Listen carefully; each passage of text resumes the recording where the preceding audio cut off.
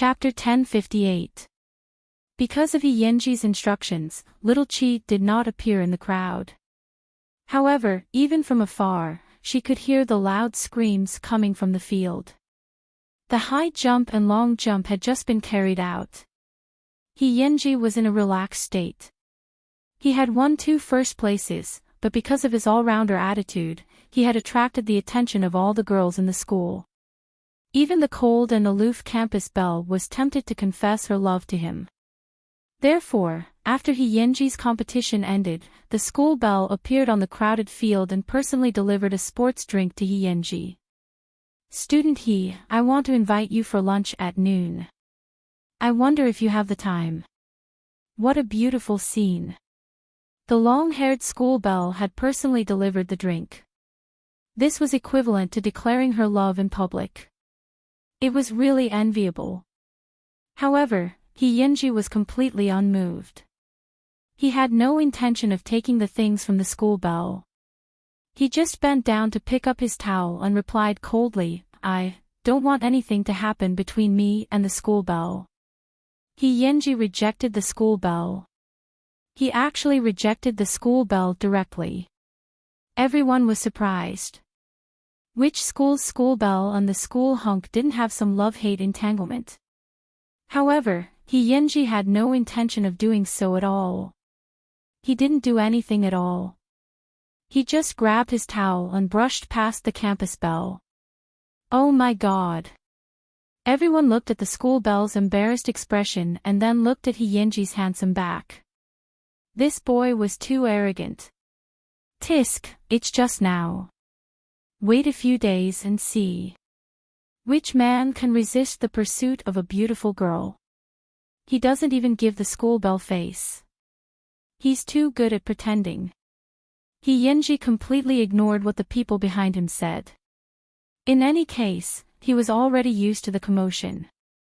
He took the towel and went to the big tree near the locker room. However, he saw little Chi dozing off against the tree trunk. "You're really something." Yenji revealed a doting expression. Then, he went forward and shook little Chi awake. "You'll catch a cold if you sleep here. I'll take you to eat." "Did you win?" Little Chi followed Yenji's footsteps and stood up. "What do you think?" "There's no need to ask about such a meaningless thing, right?" Yenji smiled confidently and took the empty bottle from little Chi's hand. "You're quite obedient. You drank it all, so, are you still uncomfortable?" Little Chi shook her head. "My mother is at home, and there's a nutritionist. It won't be a big problem." "Are you showing off Miss Zhao's life to me? Didn't you have a childhood like this too?" Little Chi ignored his sour words. "I saw the photos you took in England." The two of them chatted as they walked. Not far away, the girls in the school were already in an uproar when they saw the scene. Yenji was always cold to the school belle, but he could talk and laugh with Xing Qingwan. After all, Xing Qingwan was the richest girl in Jianchuan. It was normal for some men to want to be the son-in-law of the dragon. However, Master Xiao of the Xing family was famous everywhere. How unafraid of death was Yenji? The two of them had lunch in the cafeteria and then went back to the classroom to rest. However, along the way, little Chi had heard a lot of rumors. Therefore, after returning to the classroom, she poked Yenji's arm and asked, "The school belle confessed to you? What is this, something worth saying out loud?" Yenji asked little Chi before he lay down to sleep. Then, he whispered into little Chi's ear, "What can really make my soul dance is your confession." Chapter 1059. Did anyone say what? Yenji stared at little Chi with interest. "Say that I like to play with rich people? Who am I? Is this the first day they met?" "But I know you're not that kind of person," little Chi blurted out and hurriedly explained for Yenji. "I know you're not." Yenji carefully sized up little Chi's eyes. Then, he flicked her head. "I have a notorious reputation. I don't care what others think of me. Little Chi was silent for 2 seconds after hearing He Yenji's words. Finally, she nodded. I understand. Let's take a nap. Or do you want to do something with me while everyone is taking a nap? Looking at He Yenji's naked gaze, Little Chi quickly lay down on the table. Compared to before, this person was even more unscrupulous in teasing. He Yenji looked at his obedient wife with satisfaction and lay down beside her. What school bell? She wasn't the one in his heart. No matter how beautiful she was, it was useless. However, not long after the two of them lay down, Little Chi couldn't help but ask He Yenji, don't you think the school bell is very beautiful? I don't think so. Don't you think it's great to be confessed by the school bell? Is it great? He Yenji turned his head and looked at Little Chi. He mouthed to her, the best time in my life is when I kiss you, aren't you tempted at all? Little Chi deliberately refused to let him go. Looks like you want me to announce our relationship in front of the whole class. Tang Wulin said. When Little Chi heard this, she quickly grabbed his hand. Don't do anything rash. Well, you can be more obvious when you're jealous. He Yenji smiled proudly. Am I? Little Chi asked He Yenji with her eyes wide open. After school, I'll prove with all my heart that I only have one wife.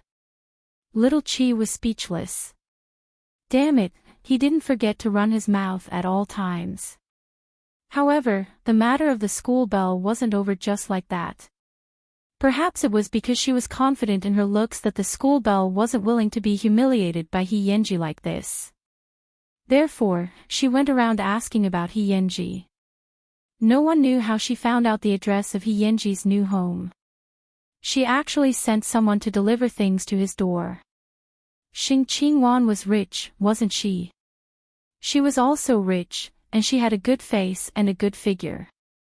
She didn't believe that there would be a man who could resist such temptation. The campus bells battle array was so big that almost everyone in the school knew about it. When He Yenji brought Little Chi home, he saw flowers and luxury car keys at home. He smiled playfully. Auntie Hong, how many has this been? If I remember correctly, it should be the 37th. Aunt Hong counted with her fingers and said, Young master, you have Miss Xing now. Restrain yourself. He Yenji shrugged. I didn't do anything. Xiao Wan can testify. Then how do you deal with these things? Little Chi raised her head and asked He Yenji.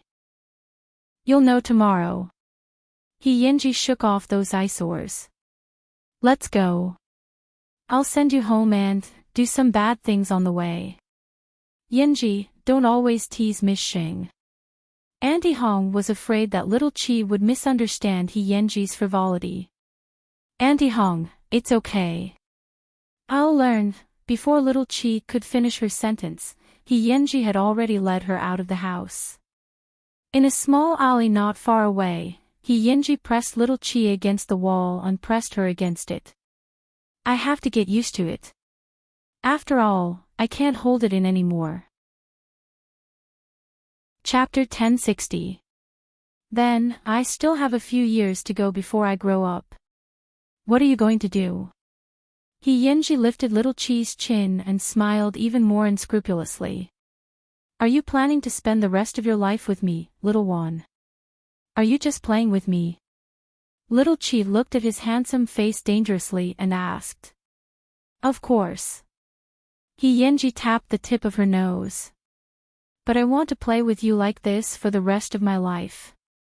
Little Chi took the opportunity to wrap her arms around He Yenji's neck and plunged into his embrace. This is the first time I like someone.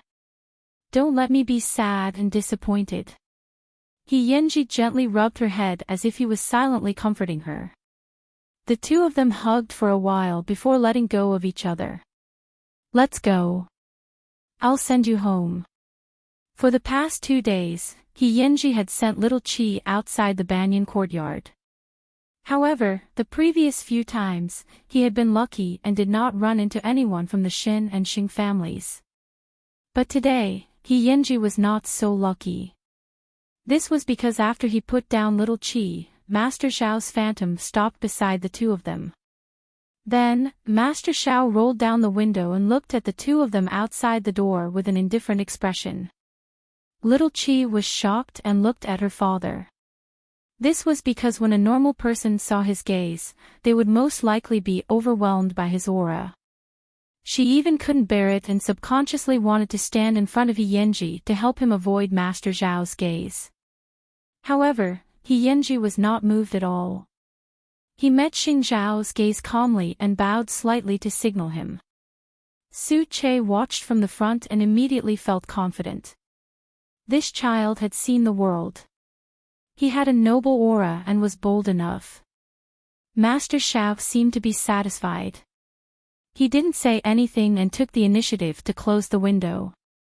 Let's go. When little Qi saw that her father had left, she touched her chest and was a little nervous. Then, she turned around to look at He Yanji, only to see that he was calm and composed. There was no trace of panic at all. Won't you be afraid when you see my dad? Why should I be afraid? Just respect him in your heart. After saying this, He Yanji patted little Qi's head. Go home. Little Qi nodded. I'll watch you leave. Are you that reluctant? There's no alley around that I can kiss you in. He Yanji suddenly crossed his arms over his chest, and his expression was frivolous. Of course, I don't mind kissing you on the street, but, are you okay with it? We're at the doorstep of the Xing family. Little Qi instantly glared at him. This person always had a bad mouth. I'm going in. Be careful on the road. He Yanji watched his wife enter the house before getting on his motorcycle and leaving. In the living room, Xing Xiao had just put down his coat. Little Qi couldn't help but feel a little guilty because she didn't want her father to see it. This kind of thing was always a little embarrassing. Dad, Xing Xiao raised his hand and looked at his watch. It was 8:30 p.m. Your homeroom teacher called in the morning and said that you got second place in the midterm exam, so you're not going to be ranked last anymore. Xing Xiao pretended that nothing had happened and diverted his daughter's attention. Let's have a change of taste from time to time. Little Qi sat down beside Xing Xiao, and her nervousness eased a lot. When you go home in the future, don't go to the door. Dad won't say anything to you, but your grandfather might not be able to accept it. If you bump into him, you'll be the one in trouble. After little Qi heard this, she quickly hugged Xing Xiao's arm and rubbed against it. Dad, you love me the most. Heh, look at that kid's performance.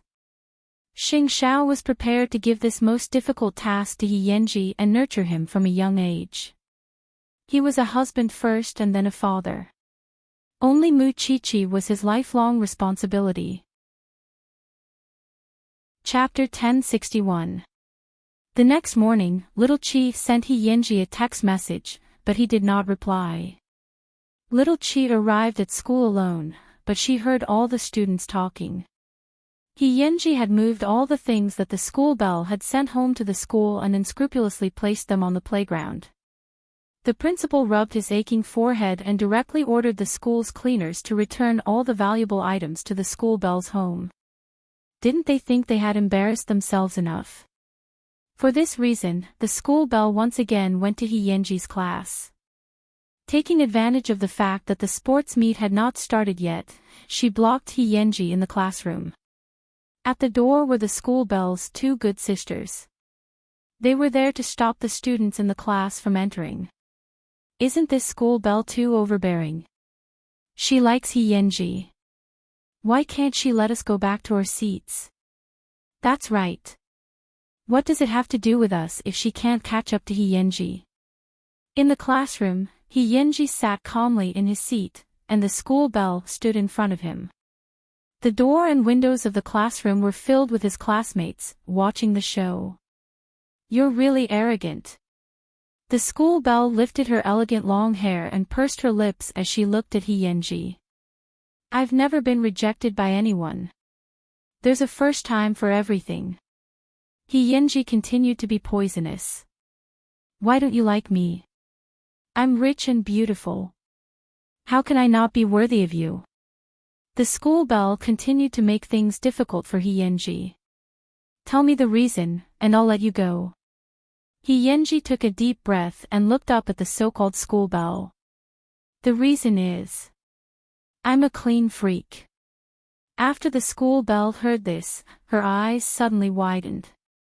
Beauty is your capital, and enjoyment is your right, but I have the right to refuse, don't I? I don't want the people in the room to be your boyfriends when I take you out.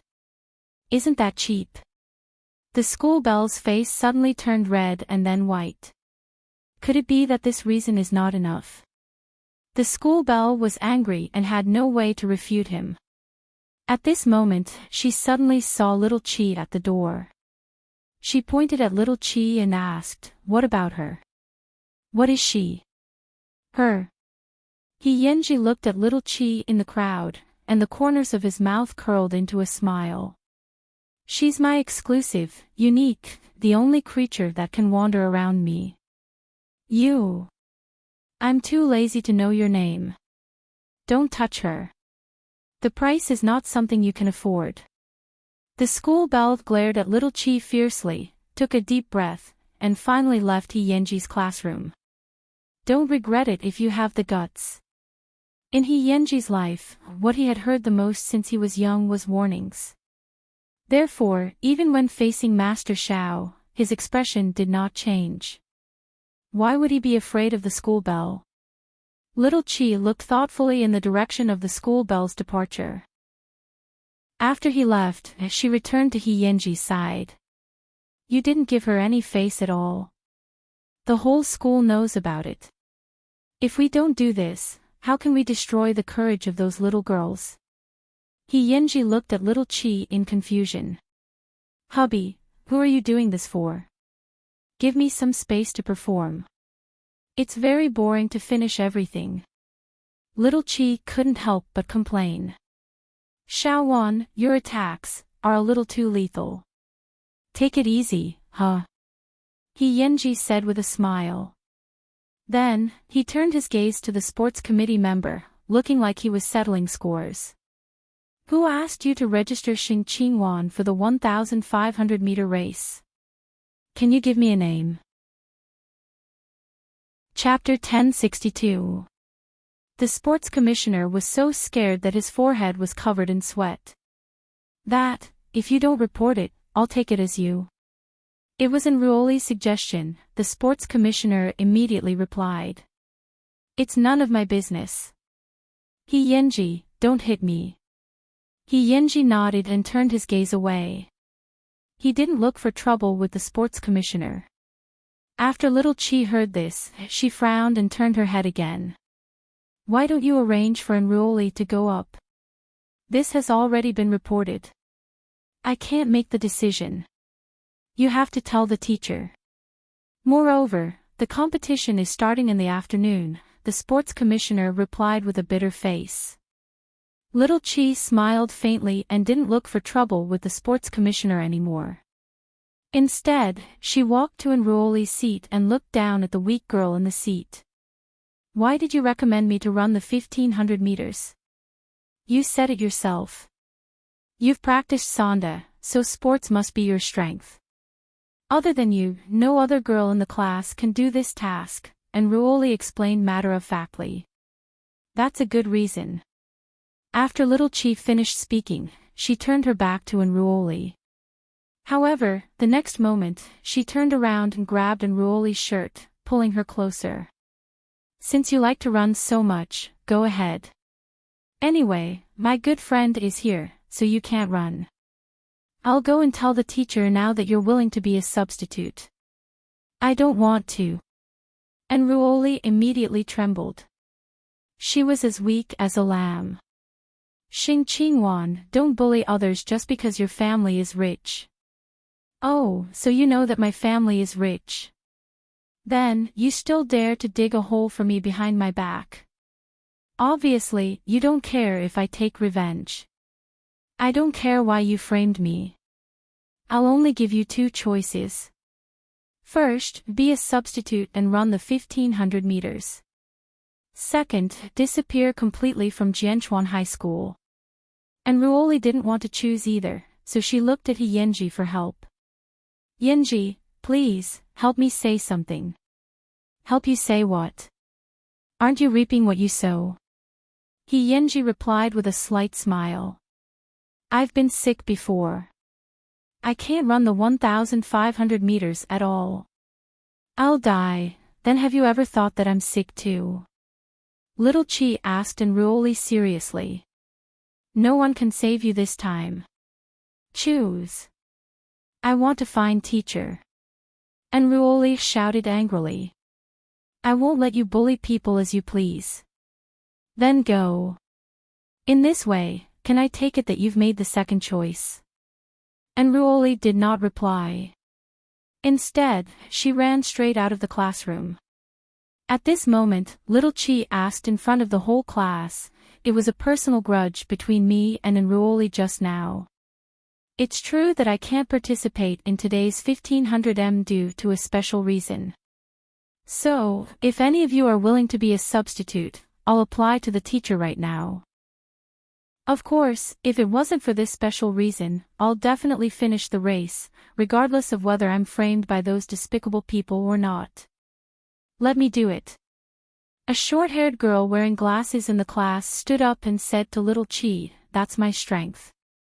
I was going to sign up for it anyway. Little Chi walked up to him and nodded.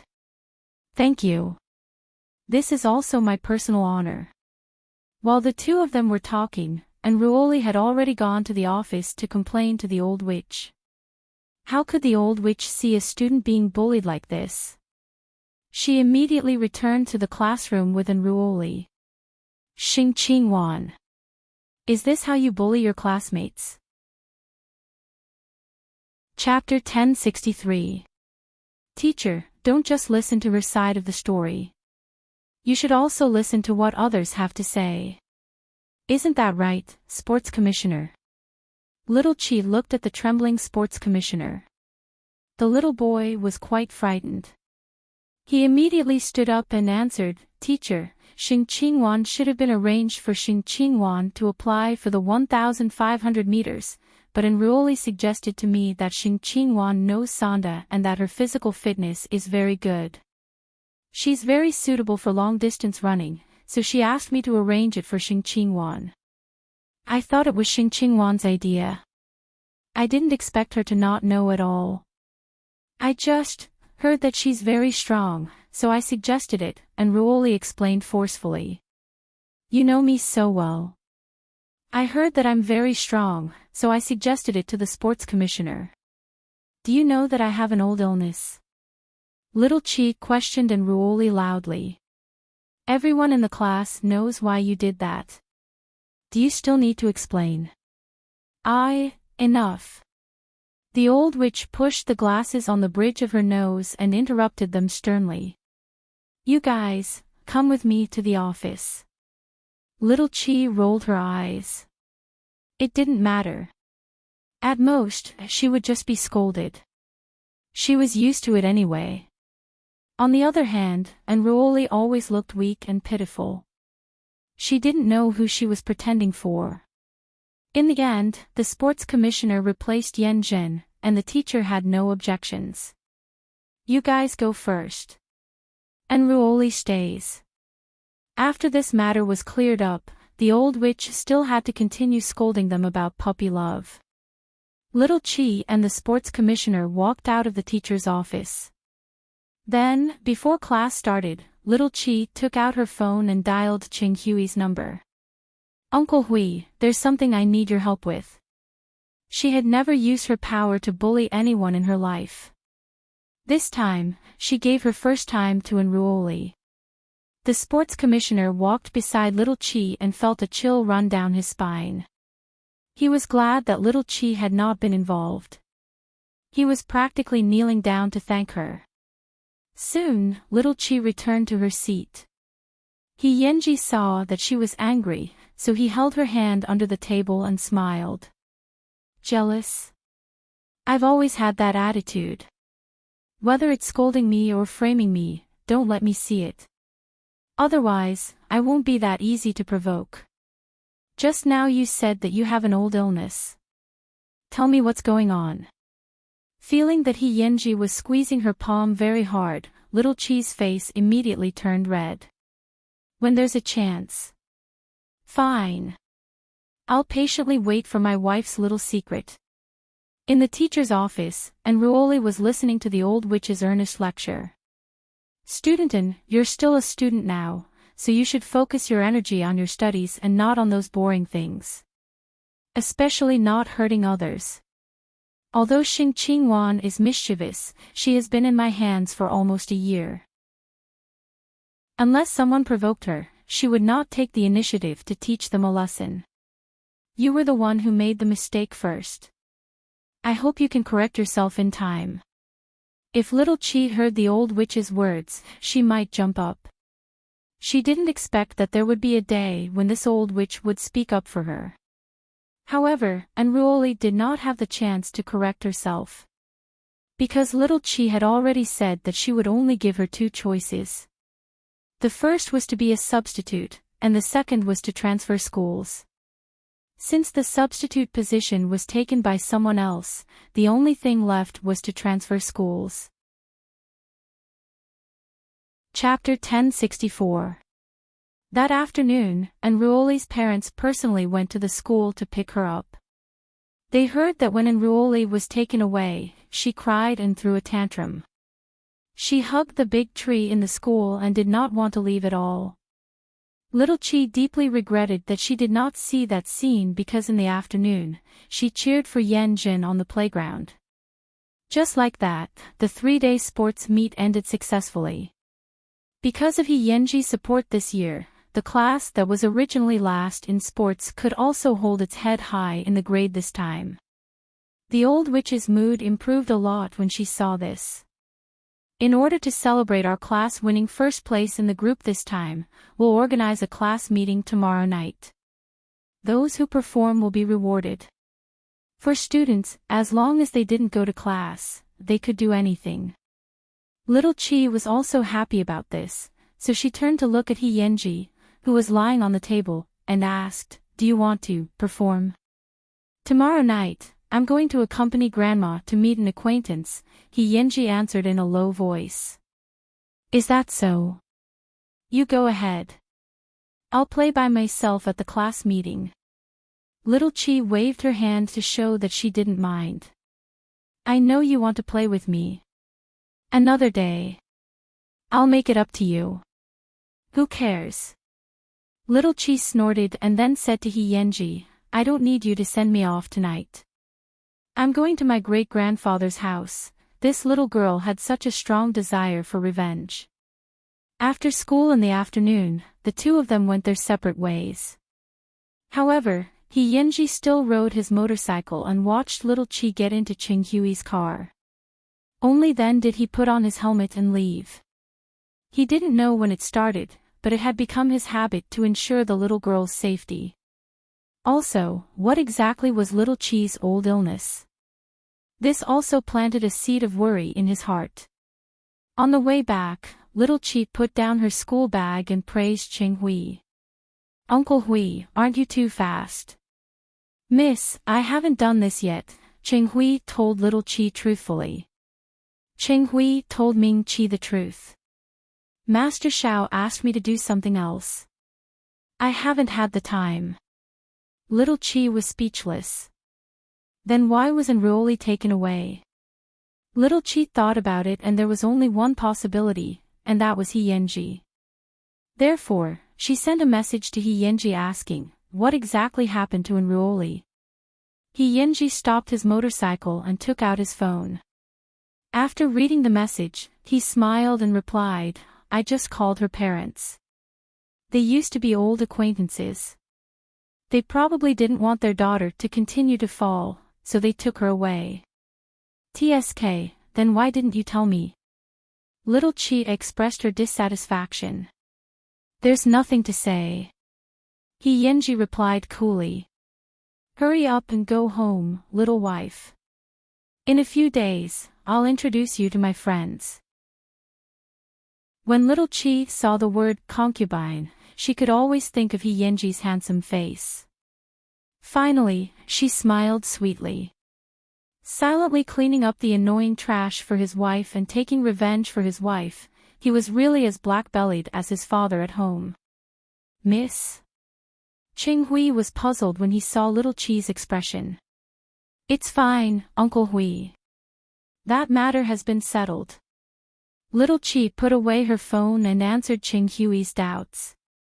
After Ching Hui heard this, he remained silent. However, he had doubts in his heart. What was the background of that kid? Even Master Xiao didn't ask about the two children. He didn't believe that the kid was just a hooligan. Actually, he was just a hooligan, it was just that he was a noble hooligan with hundreds of millions of assets. Chapter 1065. The next day at school, without Enruoli, the class was as lively as usual. However, in the morning, the class leaders had already finished gathering all the programs for the night. Although Class 3 had always been bad at results, there were quite a number of talented students. Soon, the 15 programs for the night were ready. In addition, at noon, the class leaders began to decorate the classroom. Little Chi thought that tonight's class meeting would be quite interesting. Unfortunately, He Yenji did not participate and even asked for leave from the teacher. I'm not here at night. Don't secretly miss me. After school in the afternoon, He Yenji packed up his messy school bag while looking at little Chi with pity. I'll make it up to you in the future. Who the hell would miss you? Little Chi replied stubbornly. However, for some reason, when she saw He Yenji carrying his school bag out the door, she quickly felt something called loneliness in her heart. He Yenji carried his school bag and walked out of the classroom as usual. He went to the bathroom on his floor. However, when he was washing his hands, he heard someone mention little Chi's name. Kid, didn't you prepare a love letter for Xing Qingwan? When are you going to send it out? Well, the class meeting is tonight. Then I wish you a successful confession. He Yenji pricked up his ears. After washing his hands for a long time, he walked out of the bathroom as if nothing had happened. Only when no one was looking would he show a helpless expression. You really make me worry. Little Chi knew nothing about all this and was full of anticipation for the class meeting that night. It was a pity that He Yenji was not there at this time. At 6:50 p.m., Jianchuan Middle School's evening self-study session began. Class 3, where little Chi was already exuding a strong aura of youth. This was because the originally pale lights in the classroom had now turned into soft, colorful lights. On the blackboards in front and behind the classroom, there were also colorful activity boards. Balloons and ribbons could be seen everywhere. This was simply the standard for school activities. From the looks of it, it was really full of youthful energy. Little Chi followed her classmates to find their seats one after another. Then, she saw the host come out to adjust the atmosphere. Because students liked to fight and fool around, the program was indeed fun and funny. Soon, the class meeting was halfway through. It was past 8:30 p.m. Little Chi was holding her phone and eating snacks. She was thinking about whether she should send He Yenji a text message, but in the darkness, someone secretly tugged at her. Xing Qingwan, someone is looking for you outside. At this time, little Chi did not know that someone was confessing to her. She put down her snacks and left through the back door because the teacher was not that strict during class activities. However, behind the classroom door, a tall and thin boy saw little Chi come out and quickly stuffed the gift into her hand. That I've been choosing for a long time. I hope you like it. Little Chi was stunned because she was confused when she encountered such a thing. There's a letter inside. I hope you can read it when you get back. The boy lowered his head and looked at the tip of his toes, appearing to be very unconfident. He was obviously a big boy, but his tone was shy and embarrassed. Little Chi looked at the thing in her hand and was racking her brains to think of a way to refuse. However, a figure suddenly appeared and directly returned the gift in her hand to the boy. His voice was also very cold. She doesn't like people like you. After saying that, Yenji directly grabbed Little Chi's wrist and pulled her downstairs. Chapter 1066.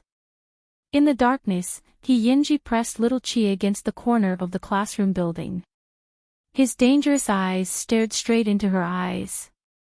I just left for a while, and you're already restless. What does this have to do with me? I'm still in a daze, Mr. Seven quickly explained.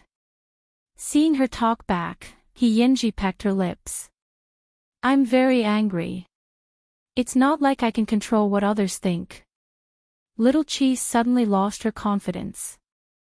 She was afraid that Yenji would do something even more out of line. In the future, when someone confesses to you, you have to reject them immediately. Do you understand? Yenji rubbed Little Chi's lips with the pad of his finger. You have a family. I got it. Take your hand away. Little Chi straightened her body and whispered. What are you nervous about? Yenji enjoyed her panic and then pulled her into his arms. Develop well. Pervert. Little Chi blushed and leaned into Yenji's arms nervously. She knew that this was a school and it was easy for others to discover them, but she was greedy for this moment of happiness. Why did you suddenly come back? Didn't you say you had something to do tonight? If I don't come back, what if you run away with someone else? Yenji held her hand, gently pushed open the window of the primary school classroom, and jumped in with her. Little Chi's heart skipped a beat. This person was really capable of doing anything. However, it had to be said that in that quiet corner, there was only the two of them. This made Little Chi feel much more at ease. We have to go back. The old witch wants to find someone, Little Chi said carefully in a low voice. Yenji hugged her and did not let go. The corners of his mouth curled up. Let her find. Or do you really want me to let go? Little Chi did not say anything. Of course, she hoped that the two of them could be alone for a little longer. However, after the two of them stayed quietly for a moment, Yenji suddenly pushed Little Chi and said, Let's go. I'll send you back to the classroom. Didn't you say you weren't going back? Yenji did not say anything. He left the classroom with Little Chi and closed the doors and windows. Little Chi felt that his unpredictable habits seemed to be acting up again. She always did not know what he was thinking. When they reached the classroom, Yenji pushed Little Chi up the stairs. Let's go back. Little Chi frowned and felt a strong sense of loss in her heart. However, she did not ask in detail and returned to the classroom from the back door as if nothing had happened. After making sure that no one had noticed, she sent a message to Yenji. Why? Why? When Yenji saw these 3 words, he also wanted to ask himself why. But a moment later, he had a very clear understanding in his mind. This girl was different from all the girls he had ever known. If he wanted a future with Little Chi, he had to restrain his frivolous behavior. He didn't want Little Chi to follow him to the end. In the past, he clearly wanted to tease her and lead her astray. But now, he only hoped that she would become better and better. Because I don't want my wife to get a demerit like me. I'll wait for you at the school gate tonight and send you home. Seeing this answer, Little Chi also understood the struggle in his heart. The countless questions and frustrations in his heart had all turned into sweetness and happiness at this moment. Because this gave little Chi an answer. What he cared about was not just the present. What he cared about was their future. This was true, liking. Chapter 1067. After returning to the classroom, the tall and thin boy from before moved to little Chi's side again. Was the boy who took you away just now he Yenji? Little Chi was stunned for a moment. She realized that the other party might not have seen He Yenji's face clearly, so she coughed lightly and explained, He Yenji asked for leave, right? He's someone I'm familiar with. When he saw me with a boy, he was afraid that I would be at a disadvantage, so, he dragged me out and gave me a good scolding. You better not get close to me. Little brother's temper is too bad. I'm afraid he'll cause trouble for you. The other party was timid to begin with. After being scared like this, he immediately smiled awkwardly and said, I was just joking with you. Don't take it to heart. It's fine, it's fine. It's fine as long as I explain it clearly. Little Chi waved her hand and immediately heaved a sigh of relief. After the class meeting ended, little Chi grabbed her school bag and walked out. Before the others could walk out of the school gate, she had already stepped onto the back seat of He Yenji's motorcycle. He Yenji looked at her shocking move and quickly asked, Who's chasing you? Aren't we supposed to keep our relationship a secret? If we don't leave now, others will find out. Little Chi quickly said. Think about it. My boyfriend is He Yenji. If others find out, it'll be a little troublesome. He Yenji saw her muttering and smiled dotingly. There's still half an hour. Shall I take you to eat something delicious?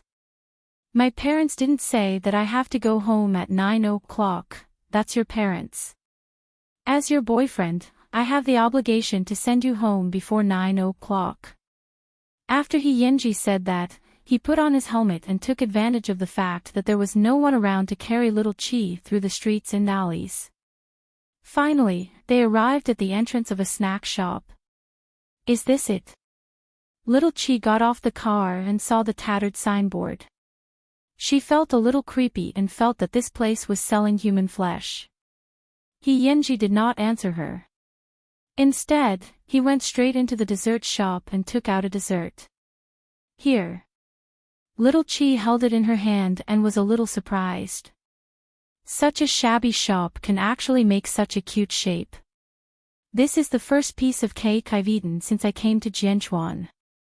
On the day my parents got into an accident, I bought dessert here. From then on, I never knew what dessert tasted like, He Yenji explained calmly. He Yenji explained calmly. There was even a trace of self-deprecation at the corner of his mouth. Because of my gluttony, I avoided the car accident. I don't know if it's a blessing or a curse. Little Chi looked at the dessert in her hand and quickly licked it. Of course I'm lucky.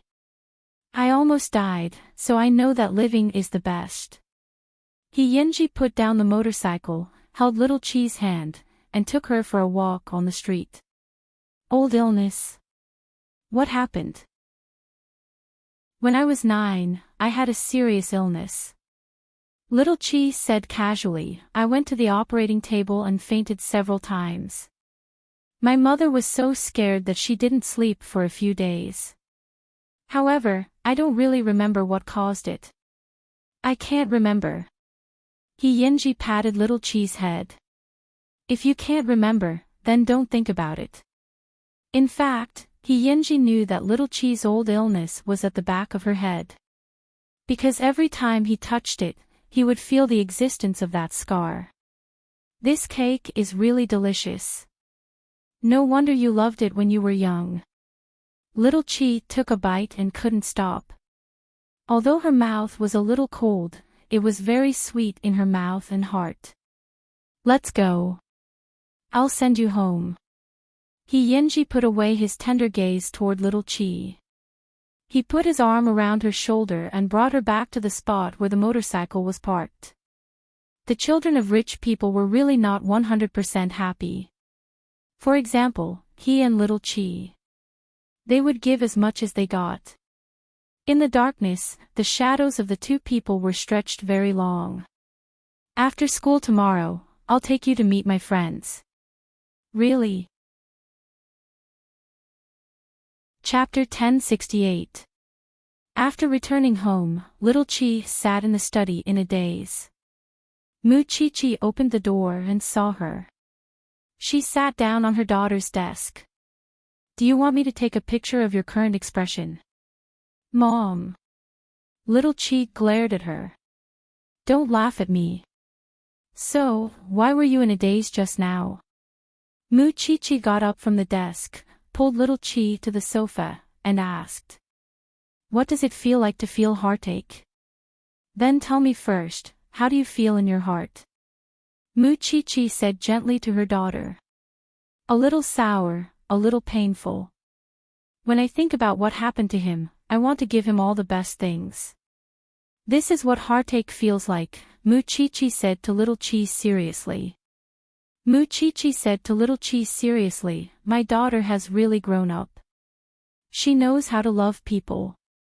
Thinking about how she was discussing boys with her mother at this age, little Chi was still a little embarrassed. Mom, you're not laughing at me in your heart, are you? Mu-Chi-Chi thought about it and felt a little innocent. Why can't Mommy be your good friend and best friend? Because I'm still too young. After Mu-Chi-Chi heard this, she pulled her into her arms. It's precisely because you're young that feelings are the cleanest and purest. Your mother knows this feeling. Back then, I also carefully liked your father, and I encountered many obstacles and objections. But I understand that obstacles and objections can't stop feelings from happening. Since that's the case, why should I avoid it? After all, I don't want my daughter to be unable to enjoy her youth because of these obstacles. Feelings are never right or wrong. What's wrong is a person's choice. After hearing Mu-Chi-Chi's words, little Chi leaned into Mu-Chi-Chi's arms and rubbed against her. You're the best mother in the world. Mu-Chi-Chi deliberately teased her and asked, You don't want to marry your father now? My father is an old fox. I like little wolf dogs. Hey, that's too much. Although you have a new lover, you can't dislike my precious. Mu-Chi-Chi let go of her daughter and patted little Chi's head like Yenji did. Rest early. I'll go to the company to pick up your father. Got it. If you want to call, do it openly.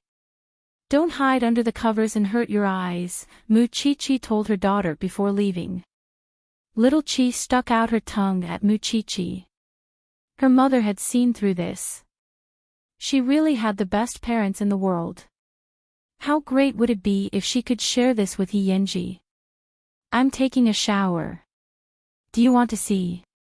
On the other end, Yenji's voice was low and tempting. I'm taking a shower. Do you want to watch? On the other side of the phone, Yenji's voice was low and seductive. Who wants to see? Don't you want to see your husband's body sooner or later? Yenji continued to tease. Little Chi's face turned red from being teased. She shouldn't have felt sorry for this dead gangster. Shao.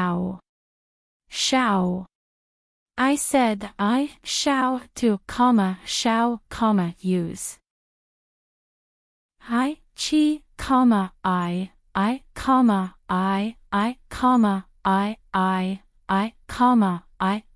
you. After saying this, Yenji laughed even more heartily. Can't the alleys on the street satisfy you anymore? Madam. What I want to say is, don't be sad about your parents passing.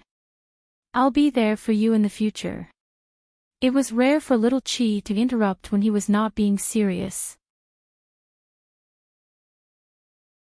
Chapter 1069.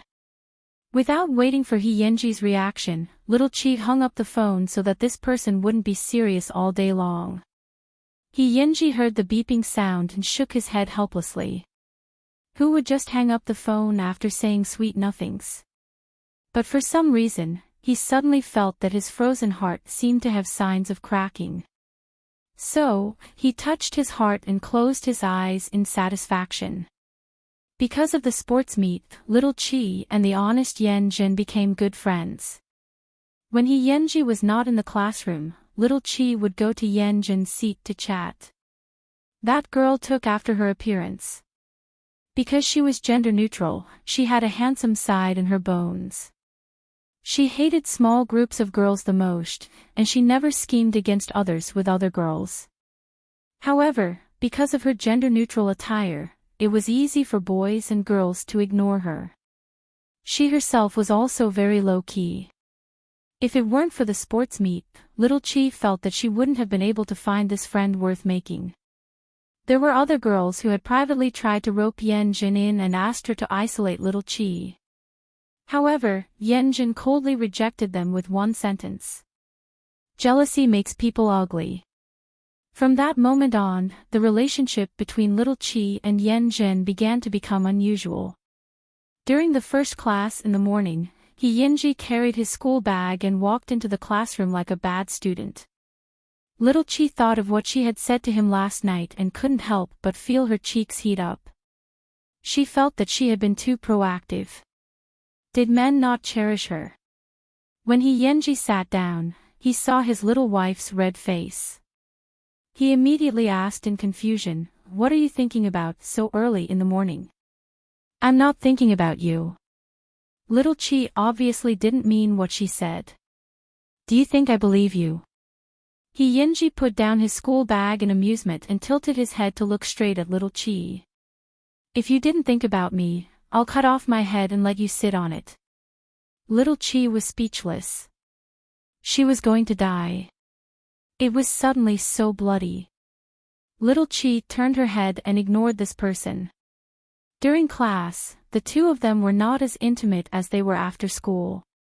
Because in the eyes of others, little Chi was Yanji's enslaved little brother.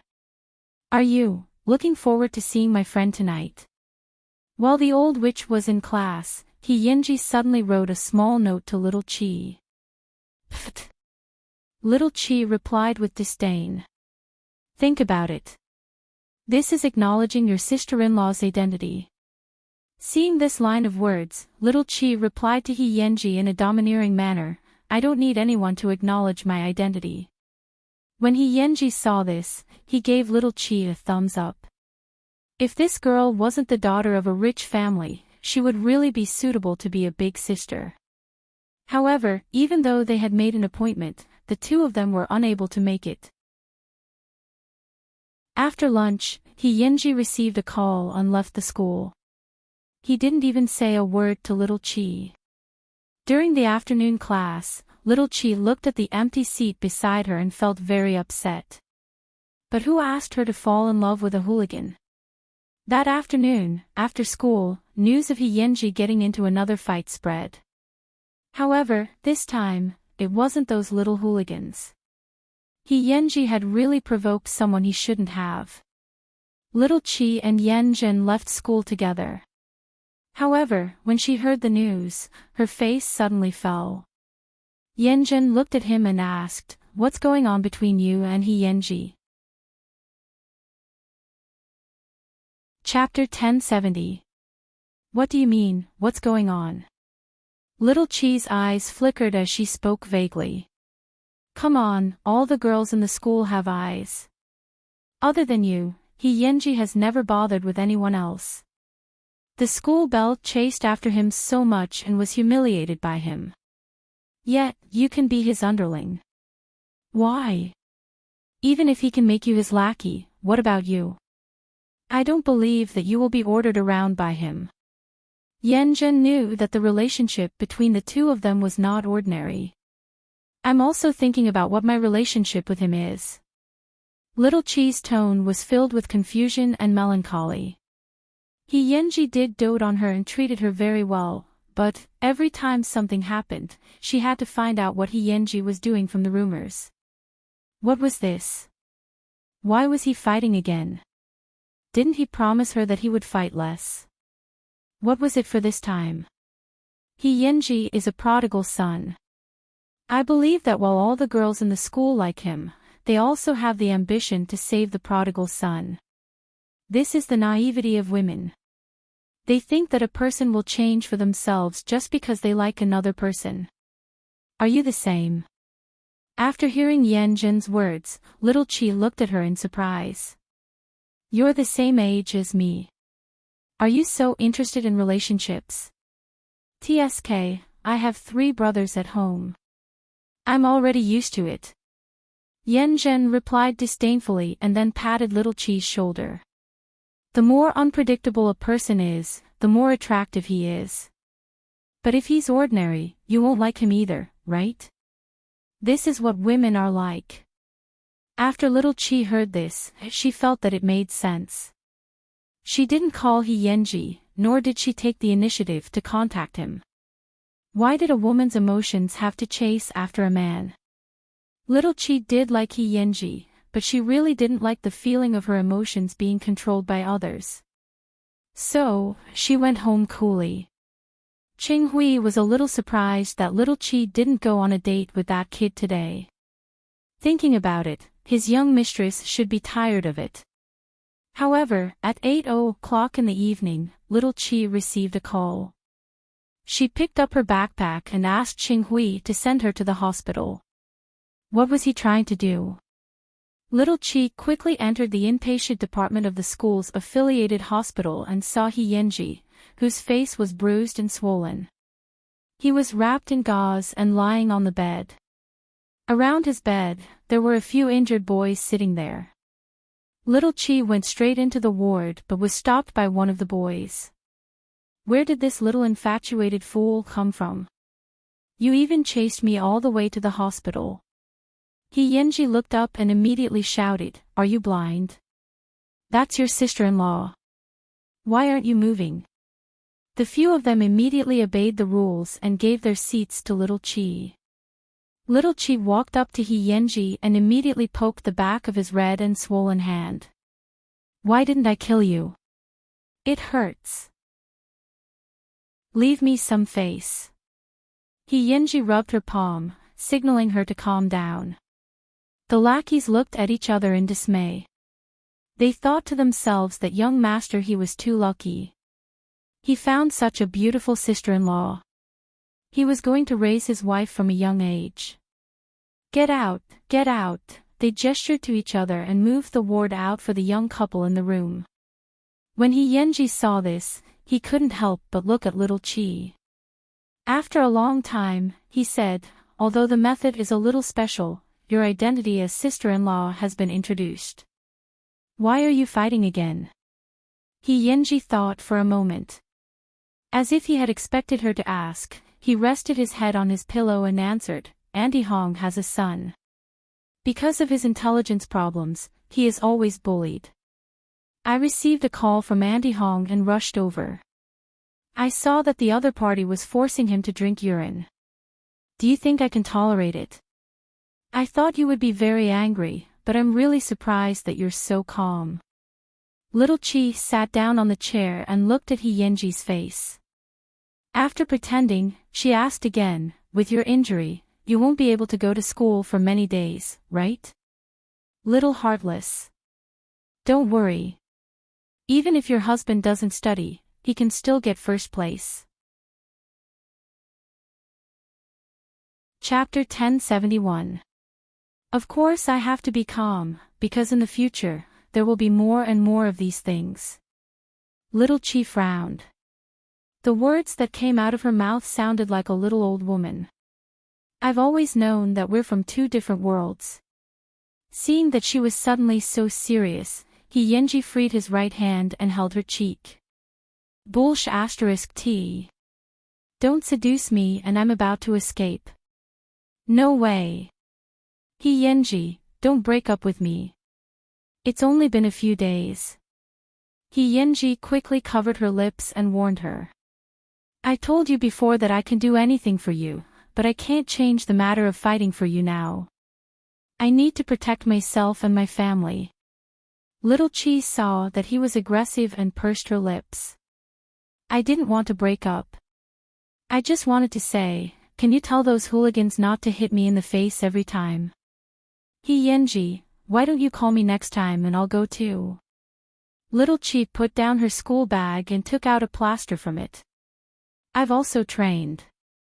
It's different from your unorthodox ways. Otherwise, in a few years, I'll have to go to my mother's dissection table to see you. He Yenji, other than winning, you also have to not let yourself get hurt in a fight. Do you understand? He didn't panic, but from Little Chi's firecracker-like words, He Yenji could still hear a strong sense of worry. Therefore, he reached out and held Little Chi's warm palm. I'm sorry. What's the use of apologizing to me? Little Chi broke free from his palm in disdain. You're the only one who's sorry. Are you still angry? Little Chi ignored him. She stayed with this person until 9 o'clock. When the alarm clock rang, she immediately picked up her school bag and got up from the chair. You rest by yourself. He Yenji watched as Little Chi left. He wanted to reach out and grab her, but there was a strong sense of powerlessness in his palm. Because so what if he caught Little Chi? Could he promise his wife that he would never fight again in the future? The two of them were born in different environments. At his age, other than using force, he had no better way to protect himself and his family. He had an inheritance, an uncountable inheritance, but he couldn't tell anyone. Because he couldn't attract his second uncle's attention. He couldn't let everything about his parents fall into the hands of his enemies. What else could a 13- or 14-year-old boy rely on to protect his loved ones? Before he had wings, he only had his fists. After Little Chi walked out of the ward, she leaned against the wall and thought carefully about what she wanted at this moment. She didn't even know what she was so uncomfortable about.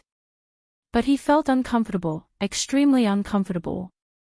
When he got home, he saw Muchichi. Mommy, Muchichi caught her daughter and asked, "What's wrong?" I have some questions that I don't understand. Muchichi knew that the only person who could make her daughter look like this was that brat. She dragged Little Chi into the room. What happened? Little Chi told Muchichi everything that had happened today. I don't know what I'm feeling right now. After Muchichi heard this, she couldn't help but laugh. You're afraid.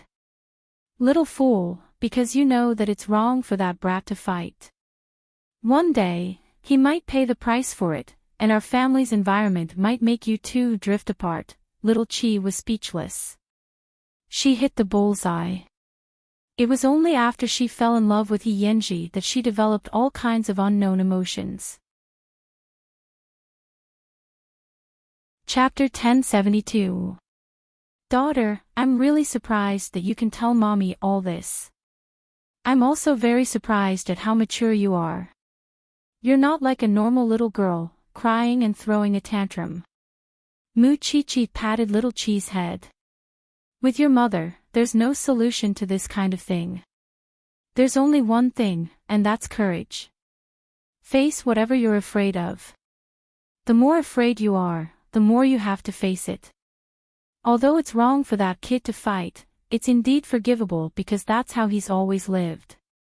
In addition, the future of two people doesn't depend on looking at it, but on constantly narrowing the gap between each other and working hard for it. Little Chi listened in a half-hearted manner. In the end, she only asked Muchichi one question: what if my dad was the one who got beaten up? Whoever beat up your dad, I'll definitely return it tenfold. Muchichi gave Little Chi an answer decisively. If you like someone enough and that person is worth it, then there's nothing you can't bear. I don't know if you understand what I'm saying. Alright, Little Chi, it's time to rest. Muchichi did not continue. Her ability to understand emotions was not something that could be stuffed into a person's mind with just a few words. Little Chi also nodded. Thank you, Mommy, for answering my questions. Muchichi patted her head again and finally sighed. I hope Mommy isn't harming you by telling you this. Little Chi forced a smile. After Mu Chi left, she called He Yenji. What do you want to eat tomorrow? After school, I'll bring you. Xiao Wan. He Yenji received the call and felt very upset. Hurry up and tell me. Little Chi pretended to be impatient. I want to see you now.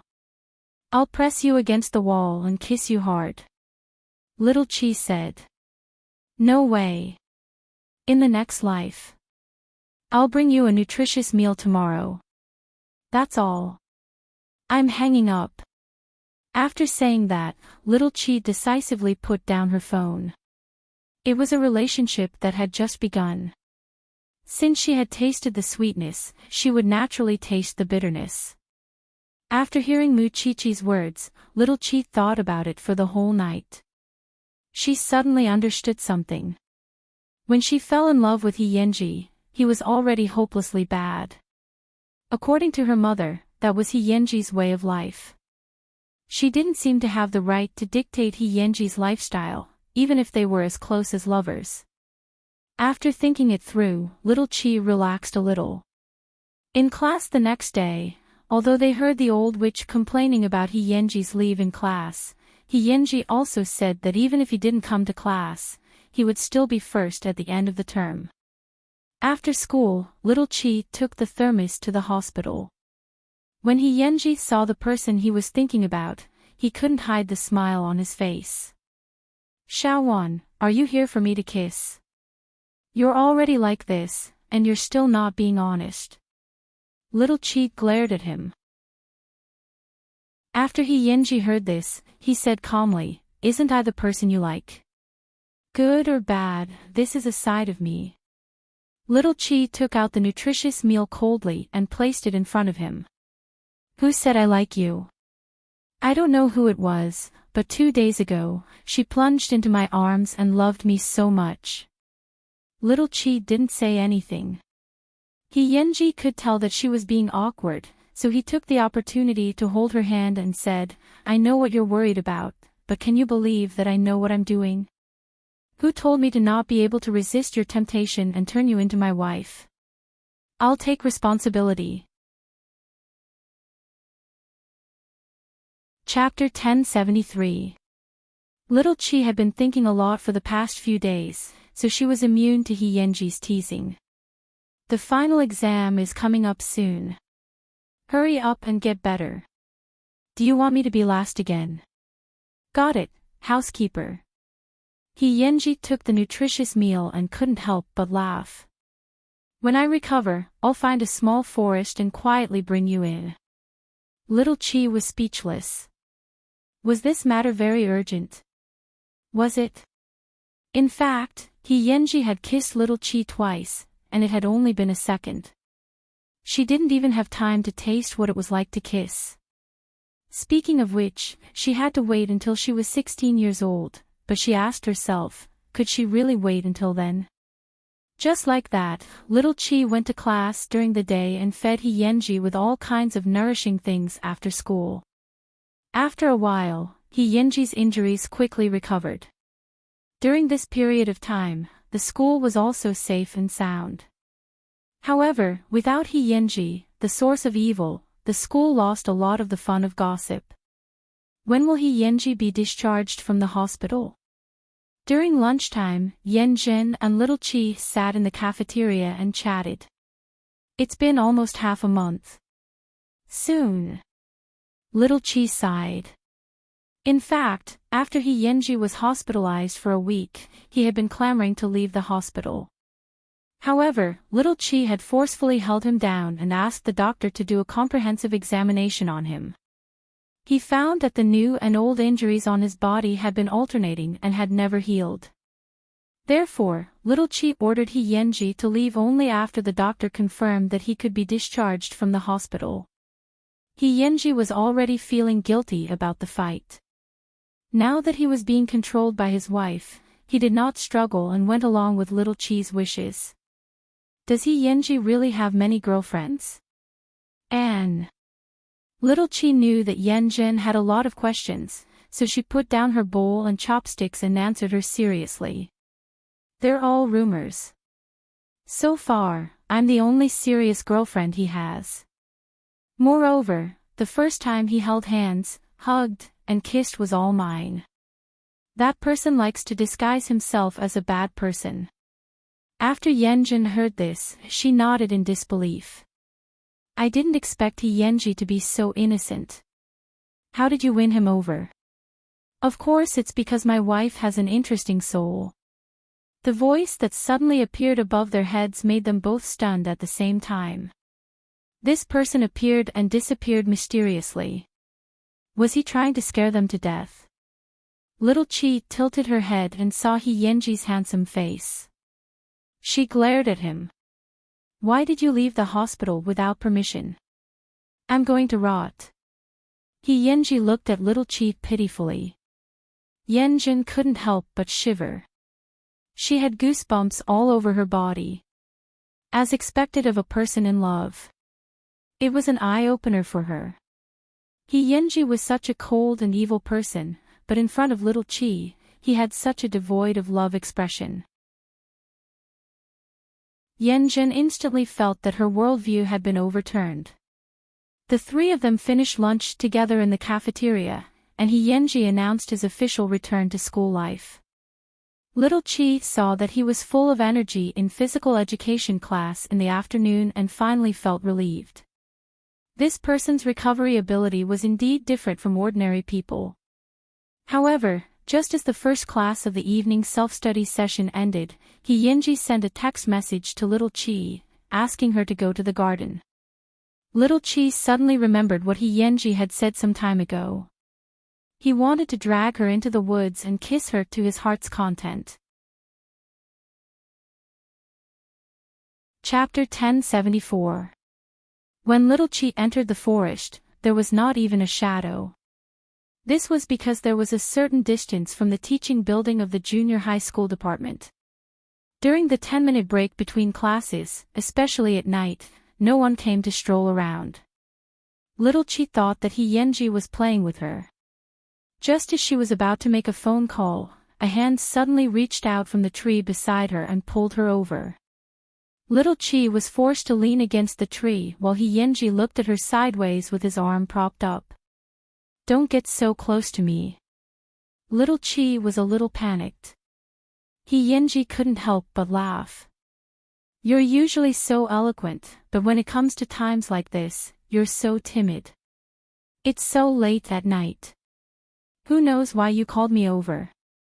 Little Chi lay on his arm and muttered. What else can I do? Of course it's a kiss. Before he could finish his sentence, a light suddenly lit up in the forest. Yenji quickly pulled Little Chi into his arms, pressed her head, and hid her face so that no one could see it. A student passed by and heard the commotion. He thought that something had happened and turned on the flashlight on his phone fearlessly. However, Yenji scolded him, "Are you looking for a beating?" When the other party saw that Yenji was actually hugging a girl, his hands trembled in fear and he quickly turned off the flashlight. Oh my God! Previously, there had been rumors in the school that Yenji had gotten a girl pregnant. After all, no one had really seen it. But this time, someone had seen Yenji hugging a girl with their own eyes. No one knew who it was.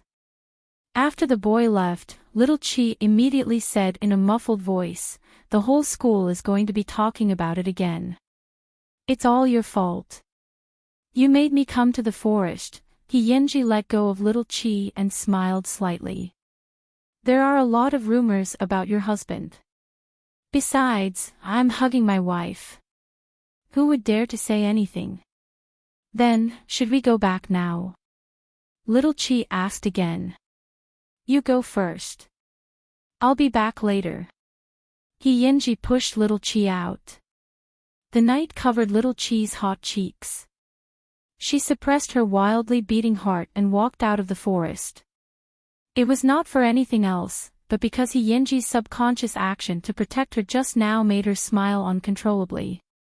Soon, Yenji also returned to the classroom.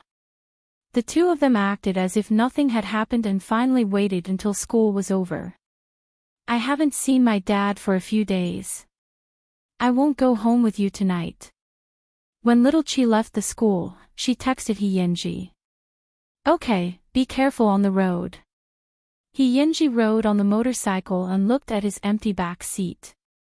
This little girl must have deliberately left to avoid suspicion. It seemed that the small forest was really dangerous and exciting. As expected, the next day at school, the whole school knew about He hugging a girl in the garden. The boys were jealous and the girls were envious. He didn't know which girl was so lucky to attract He's attention. One had to know that He was not even willing to give the role of the school belle to play with. Yanjun heard the rumors and asked little Chi before class started, "Did you know that He was caught hugging a girl yesterday? Can you not mention this?" Little Chi blushed. Yanjun laughed when she saw that. "Did you go into the woods yesterday? How audacious! Who knew that place would be so dangerous?" Little Chi coughed lightly. "By the way, you and He, how far have you progressed?" Chapter 1075. Hug. Kiss. Or. Little Chi immediately covered Yanjun's mouth. "Keep your voice down, then tell me," Yanjun asked. After all, who could resist the temptation of such gossip? "Just kiss, hug, and raise me high," Little Chi summarized concisely. Little Chi concluded concisely. "It's not what you think between us. We're very well behaved, okay? He really doesn't seem like a person who follows the rules." "That's because you don't understand him," Little Chi replied in her heart. There were not many people in this world who could truly understand He. Of course, he didn't care what others thought of him. The two of them gossiped for a long time, but until the first class, Little Chi still didn't see He. He was fine yesterday, but she didn't know what he was doing today. Little Chi took out her phone to call He, but his phone was turned off. Thinking of what he had said about Auntie Hong's son, could it be that the other party knew that he had recovered and was discharged from the hospital, so he came to seek revenge? Thinking of this possibility, Little Chi's heart was a little confused. If she had known, she would have left Auntie Hong's phone number. That way, she would be able to know He situation at any time. Finally, school was over. Little Chi immediately carried her school bag and went to He's house. However, his door was tightly shut. She didn't know where Auntie Hong and Grandma He had gone. Thinking of this, Little Chi went to the billiard hall again. When the owner of the billiard hall saw Little Chi, he hurriedly came up and said, "Grand Aunt, why are you here all of a sudden? Can't I come? Is He here?" Little Chi asked straightforwardly. "This. You're just a little girl. Don't worry about these things. Go home and rest." How could the owner of the billiard hall dare to tell Little Chi the truth? Looking at the owner's expression, he did know where He was now. "Tell me. I have bodyguards to protect me. Maybe I can help him." Little Chi showed Ching Hui to the boss. The boss deliberated for a moment and finally told Mu Chi, "Last time, young master, he saved someone, he offended a popular person in the underworld. That big brother named him to make young master he suffer. Now, the two sides are arranged to fight. It's behind this mountain." After Little Chi heard this, she turned to look at Ching Hui. "Let's go." "Miss, what are you afraid of?" Little Chi's tone was calm. She looked exactly the same as her father. They both had a fearless temper. Soon, Little Chi and Ching Hui rushed to the back mountain and saw that it was filled with people fighting. He was among them. His methods were wild and ruthless. He did not give his opponent a chance at all. However, He only brought 5 people with him, and the other party had more than 20 people. They were outnumbered. After a long time, Yenji and the others were at a disadvantage. Uncle Hui, you pick 10, I'll pick 5. Sure, Qing Hui answered in a heroic tone. But if you ask, push it to me, Little Chi said bluntly. Yenji quickly saw Little Chi's figure and frowned. Yenji's lackey also said, Young Master He, isn't that sister-in-law? Why are you causing trouble at this time? Who told you that she's here to cause trouble? Yenji covered his arm and looked at the little girl not far away. In the next second, Little Chi used her agility that surprised everyone present to throw a 17 or 18-year-old youth to the ground. Chapter 1076. Wow! Yenji's companions were so surprised that their eyeballs almost fell out. As expected of my wife. Yenji suddenly became energetic. With Little Chi and Qing Hui joining the battlefield, the 20 or so people were soon beaten to a pulp. Seeing a group of people sitting on the ground and wailing, Little Chi immediately grabbed one of her lackeys and warned, If you're still not convinced, come to the Xing family to settle the score. I'll get the martial arts champion behind me to brainwash you. An 11 or 12-year-old little girl had actually learned her father's aura to the fullest. Perhaps it was because of his defensive awareness in a moment of desperation, the man who was being pulled by Little Chi took out a dagger from his ankle and slashed at Little Chi's neck. When Yenji saw this, he immediately blocked it. The sharp blade immediately cut Yenji's arm, revealing a hideous bloody wound. Little Chi held Yenji's arm and slapped the man in the face. The force was so heavy that the man fainted. This was the skill of a martial artist. When the others saw that Little Chi was angry and that she was a member of the Xing family, they immediately felt fear. The leader of the gangsters immediately led his lackeys away as if they were running for their lives. The battlefield was quickly cleaned up. When Yenji saw this scene, he threw away the wooden stick in his hand and really experienced a hero saving a damsel in distress. However, he was the one who was saved. Sister-in-law is so cool. Young Master He, why didn't you say so earlier? That's right. She's too cool. She's a hero among women. I didn't expect sister-in-law to save us in the end.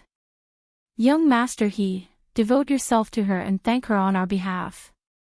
The few of them chattered non-stop in Yenji's ears. At this moment, Little Chi straightened her body and glared at Yenji. I can react. Who asked you to block it? Yenji covered his arm and looked at his wife. The corners of his mouth curled up. I believe that you can block it, but this is a natural reaction of my body. It's exactly the same as when I want to kiss you. I can't control it either. Little Chi was speechless. Soon, they left the battlefield.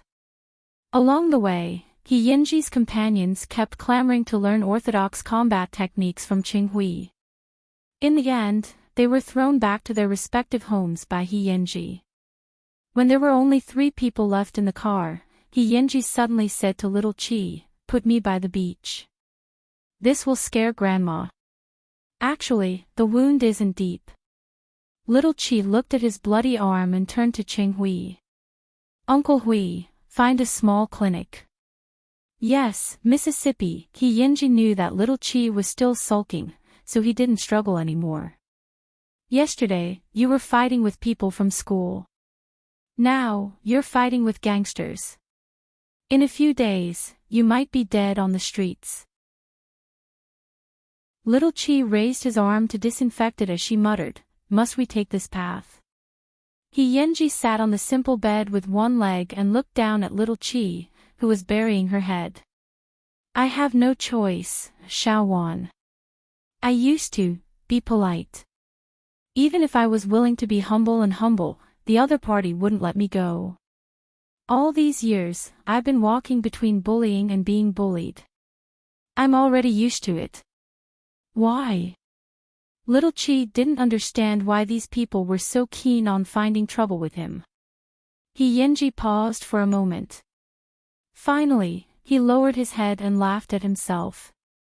Because I have a second uncle who can't wait for me to die on the streets, Yenji only said half of what he said, and little Chi only listened to half of it. She had no intention of revealing other people's scars. I've been trying my best to endure it, until I reach adulthood. Chapter 1077. The birth of some people meant that they were destined not to be able to live like ordinary people. Yenji looked at little Chi with a complicated expression. This was the most serious expression little Chi had ever seen on Yenji. Little Chi did not say anything. At this moment, Yenji suddenly leaned over and kissed little Chi on the lips. Treated as a painkiller, little Chi raised her head without any thoughts. I don't know how to treat you now. I'll hire a bodyguard for you and bring you into the Xing family sphere of influence. You definitely won't want to, but I can't just stand by and watch. I'm not good or bad to you. Yenji looked at little Chi's complicated expression and suddenly pulled her into his arms. Just like this, it's very good. With a hug, little Chi could no longer speak. I'm with you because I want you to be happy. If you're with me and there's only heaviness left, then I will be the one who doesn't know what to do. Do you know? Silly girl. Yenji took the opportunity to rub little Chi's head. I don't want you to always get hurt. I know. I'll solve this matter, Yenji promised her. Little Chi still wanted to ask him how he could guarantee it, but Yenji suddenly put his finger on little Chi's lips. Sure. Are you some little old woman? Little Chi raised her fist and hammered his chest. I don't care about you anymore. She was at loggerheads again. Yenji smiled as he watched little Chi leave the clinic. She was just too cute and didn't know it. But soon, he put away his playful expression and took out his phone to call Auntie Hong. He asked her to comfort his grandmother that he was going to do something that night. Then, he went to the billiard hall and asked the very popular curator to contact the big brother in the underworld for him. Young Master are you really going to meet him? You have to know that this is not a small fight. If something goes wrong. The curator was a little worried. After all, that was a gangster who would really eat people, not an ordinary primary school student playing around. Boss, just make the appointment for me. Yenji's tone was very calm, as if he had made a lot of preparations. The boss shook his head and could only compromise. I can't do anything to you. I can't do anything to her. Yenji sat on the billiard table and said to himself. Forget it, I've indeed been muddle-headed in the past, always thinking that tomorrow will be the same. Why should I care who I offended today? But now that he was with Xiaowan, he actually fantasized that he was just an ordinary student and had a sweet campus relationship with the little girl. After little Chi returned home, she locked herself in her room, not knowing what to do. She was afraid that one day, Yenji would really die on the streets. He wouldn't even have the chance to say goodbye to her. She couldn't imagine what kind of hell Yenji was living in. She only knew that the more she thought about it, the more she couldn't let him go. Master Xiao found out from Qinghui what had happened in school that day. No, it should be said that little Chi had fought. However, he did not show any displeasure. Qinghui was a little surprised. If it were any other parent, they would have torn Yenji apart long ago, but Xing Xiao did not. He directly called little Chi into the study. The father and daughter had a heart-to-heart talk again. Dad, I know what you want to ask, but Dad can't give you an answer. However, I have a feeling that that kid has the ability to deal with things, Master Xiao answered without changing his expression. Chapter 1078. The owner of the billiard hall made an appointment for Yenji. The other party directly asked He Yanji to meet him at the largest nightclub in Jianchuan, the Imperial Court. That was naturally not a good place. Jianchuan was famous for being chaotic. He Yanji got the other party's number, thanked the boss, and turned to go home. The owner of the billiard hall could not bear it, but he still grabbed He Yanji's arm and said softly, "If there's anything, just call me. Don't worry." He Yanji smiled and quickly disappeared into the darkness. Why could He Yanji be the king here? Because in the past 2 years, He Yanji had fought many times for the boss. Those who were dishonest, those who found trouble on credit, and those who had bullied the boss were all beaten up by He Yanji. Therefore, in the boss's heart, he was like a younger brother. He did not know if helping him this time was the right thing to do. With his injuries, He Yanji went to a friend's house to change into a set of black clothes. It was clearly a very ordinary shirt, but when He Yanji wore it, it gave off a very noble aura.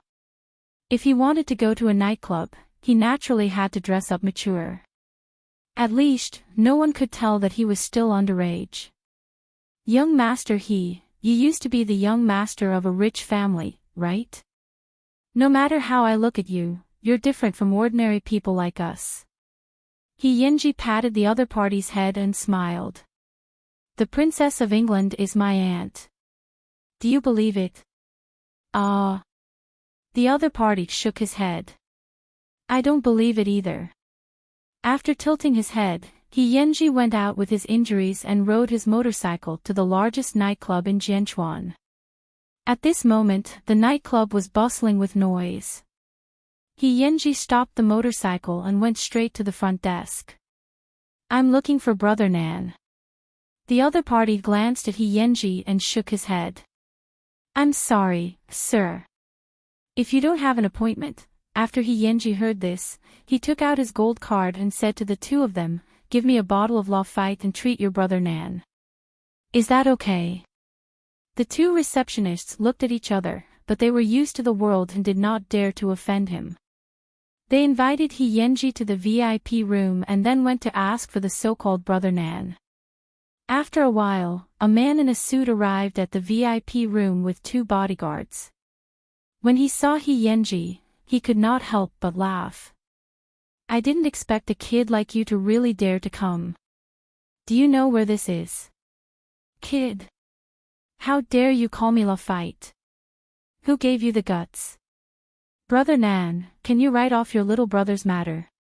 He Yanji took the opportunity to state his purpose for coming. Kid, do you know who you're talking to? I'll beat you up if I want to.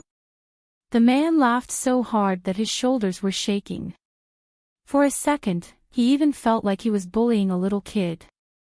Brother Yang has 3 fierce generals in his hands. Over the years, the people in the underworld have been terrified of him. However, gradually, there has been a rift between Brother Nan and his other brothers. Because of his straightforward personality, he always suffers losses in front of Brother Yang. The other 2 big shots are now rising in power. Only you are hiding in the Imperial Court. Are you willing to do that? After hearing He Yanji's words, the other party was stunned. She looked at He Yanji in surprise. How do you know about our internal strife? Who are you? I'm just a hooligan. If Brother Nan is willing to give me peace and let the previous matter be written off, I'm willing to offer my plan and let Brother Nan vent his anger in front of Brother Yang. He Yanji was extraordinarily calm. He was clearly only a teenager, but the words he said were full of temptation. People could not help but want to believe him. Chapter 1079. You mean, you want me to listen to you? Brother Nan pointed at his nose and smiled disdainfully. You'd better wash up and go home to sleep. You haven't even grown your hair yet. I know that you've been fighting for the territory in the east of the city recently, and you've already fought several times. I have a solution here. It's written in your nightclub suggestion book. If you're interested, you can go take a look. After saying that, Yenji got up from the scarlet sofa. If the solution works, contact me again. Do you want to write off the previous matter? The other party obviously didn't believe him, but his eyes couldn't help but look at the coffee table. With just a glance, the person called Brother Nan said to his subordinate, "Go and drag that kid back." Of course, Yenji couldn't go far because he expected the other party to pull him back. His attitude was completely different from before. At this moment, Brother Nan welcomed him with a smile. "I really didn't expect you to have such courage and boldness at such a young age. I promise you, as long as I can win, not to mention writing off the previous debt, I can give you whatever you want." What did Yenji want? It was just peace. He didn't want to be covered in injuries and cause trouble. Half an hour later, Yenji came out of the imperial court. Brother Nan personally sent him off. It could be seen that Brother Nan was very satisfied with Yenji's solution. "Brother Nan, do you really believe this kid?" The subordinate couldn't help but ask when he saw how familiar Brother Nan was. "What do you know? This kid is simply a prodigy. Pass down the order. In the future, whoever sees this kid has to be respectful." Little Chi was worried for most of the night because she really didn't know if Yenji's so-called, "he would deal with it," was just taking a knife to someone else's territory to fight. Therefore, in the middle of the night, she couldn't help but call Yenji. A moment later, Yenji picked up the phone and smiled happily. "Xiao, you always have a way to call me when I'm bathing. It's good that you're alive." Little Chi heard his annoying voice and hung up the phone in annoyance. Yenji looked blankly at the phone that was beeping. His expression was doting and helpless. He was clearly worried. The next day, Little Chi arrived at school early in the morning and found that Yenji was already sleeping soundly on the table as usual. It seemed that he was really fine. Little Chi quietly sat down beside him, but the next second, her right hand was grabbed by someone under the table. "Let go, the old witch is here." Little Chi struggled. Yenji squeezed a few more times before letting go in satisfaction. Little Chi stared at the person lying on the ground and asked in a low voice, "Has the matter really been resolved?" From now on, I'll accompany you shopping and watching movies. There won't be any more trouble." Yenji propped himself up and answered her seriously. Little Chi didn't know what methods he had used, but she knew that Yenji didn't like to go back on his word. "Teach me how to ride a motorcycle first." Little Chi immediately turned into a wild girlfriend and ordered fiercely, "Also, you must get first place in the final exam." Yenji made a gesture of obedience. "Yes, my lord." Little Chi looked at Yenji's expression and was still faintly worried. What had he paid for this piece? Even if she was his girlfriend, there were still so many secrets hidden in Yenji's heart. Chapter 1080. 3 days later, Brother Nan called Yenji. He hadn't been as happy as he was now for several years because Yenji's plan was really effective. It allowed him to hold his head high in front of Brother Yang for once. Brother Nan asked Yenji what he wanted. When the big boss was in a good mood, he wanted to give him something. However, Yenji rejected Brother Nan's good intentions. He only asked Brother Nan to ensure the peace of their family and keep his identity a secret. In exchange, Yenji could offer his plan to the big boss from time to time. "Little he, how about this? I'll send someone to send you a black card. In the future, as long as you're in my territory, all your expenses will be on me." Yenji leaned against the motorcycle with a slightly helpless expression. "Okay. Then it's a deal." Yenji hung up the phone and looked at Little Chi, who was not far away. She was riding the motorcycle in a dignified manner. A moment later, she returned to his side excitedly. "I'm a fast learner, right? Yenji looked at the motorcycle she had put down. It was a second-hand product that the curator did not use. Seeing that her body was covered in oil stains, Yenji pulled her onto the back seat of the motorcycle and reminded her calmly, "Sit tight. Where are we going?" Little Chi quickly held his shoulder and asked, "I'm going to buy you something you like." After saying that, Yenji sped up and brought Little Chi to the 4S motorcycle shop. When they arrived at the entrance of the shop, Little Chi immediately grabbed Yenji's arm and said, "There's no need." Yenji laughed. Then, he held Little Chi's palm and said, "I just want to change to a comfortable back seat." "What are you thinking?" Little Chi was speechless.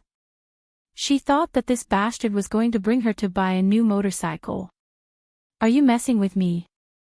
Yenji's lips curled into a beautiful arc and he explained, "I don't know that you don't want to have anything to do with money. You're afraid that your rich identity will hurt my self-esteem. However, you really don't have to be so sensitive. Although your husband isn't the richest man in Jianchuan, he's not poor either. Moreover, at your age, I'll at most give you summer homework. Do you think I'll give you a motorcycle?" Little Chi's face couldn't help but turn red. She was always teased by this bastard. "And the real reason why I didn't buy it for you is because if you have your own motorcycle, who's going to hold my waist? Let's go in and find a place to rest. I'll ask the boss to modify it." Little Chi went to the rest area of the shop in a bad mood and sat down on the sofa casually. "Seriously, you look so good even when you're angry." Yenji took off his gloves and asked the boss, "Does the shop have Tmduk 390? We're out of stock." The boss shook his head. "It doesn't matter. I'm not in a hurry. Let me know when the goods arrive," Yenji said in a low voice. "Give your sister away. Could she ride it? It's still so young." The boss glanced at Little Chi and frowned at Yenji. "Book it." Yenji didn't care.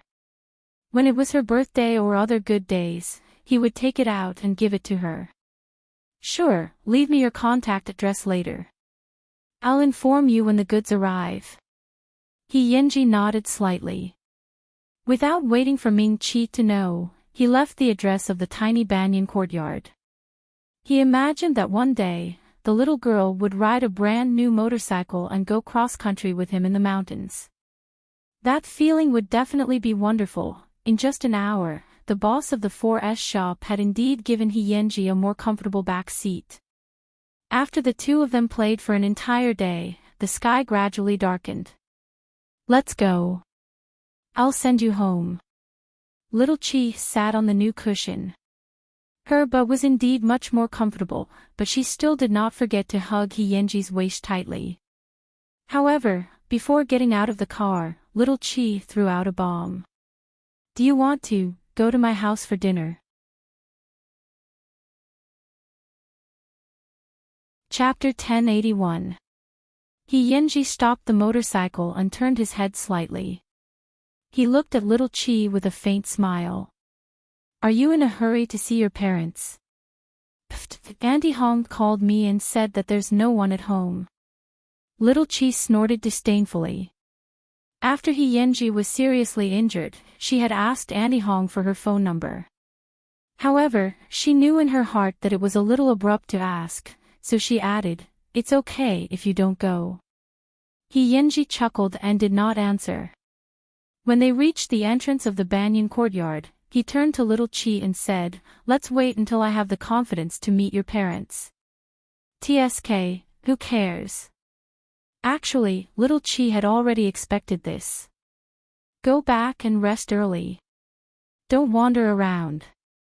Yenji really wanted to drag her into a small alley and kiss her to her heart's content. However, this was the territory of the Shen and Xing families. If he was not careful, he would be poked into a hornet's nest by the two families. It was better to wait until the dead of night when there was no one around to do these naughty plans. The two of them said goodbye at the door. After seeing little Chi return home with his own eyes, Yenji returned home. However, when he opened the door, he realized that something did not seem right at home.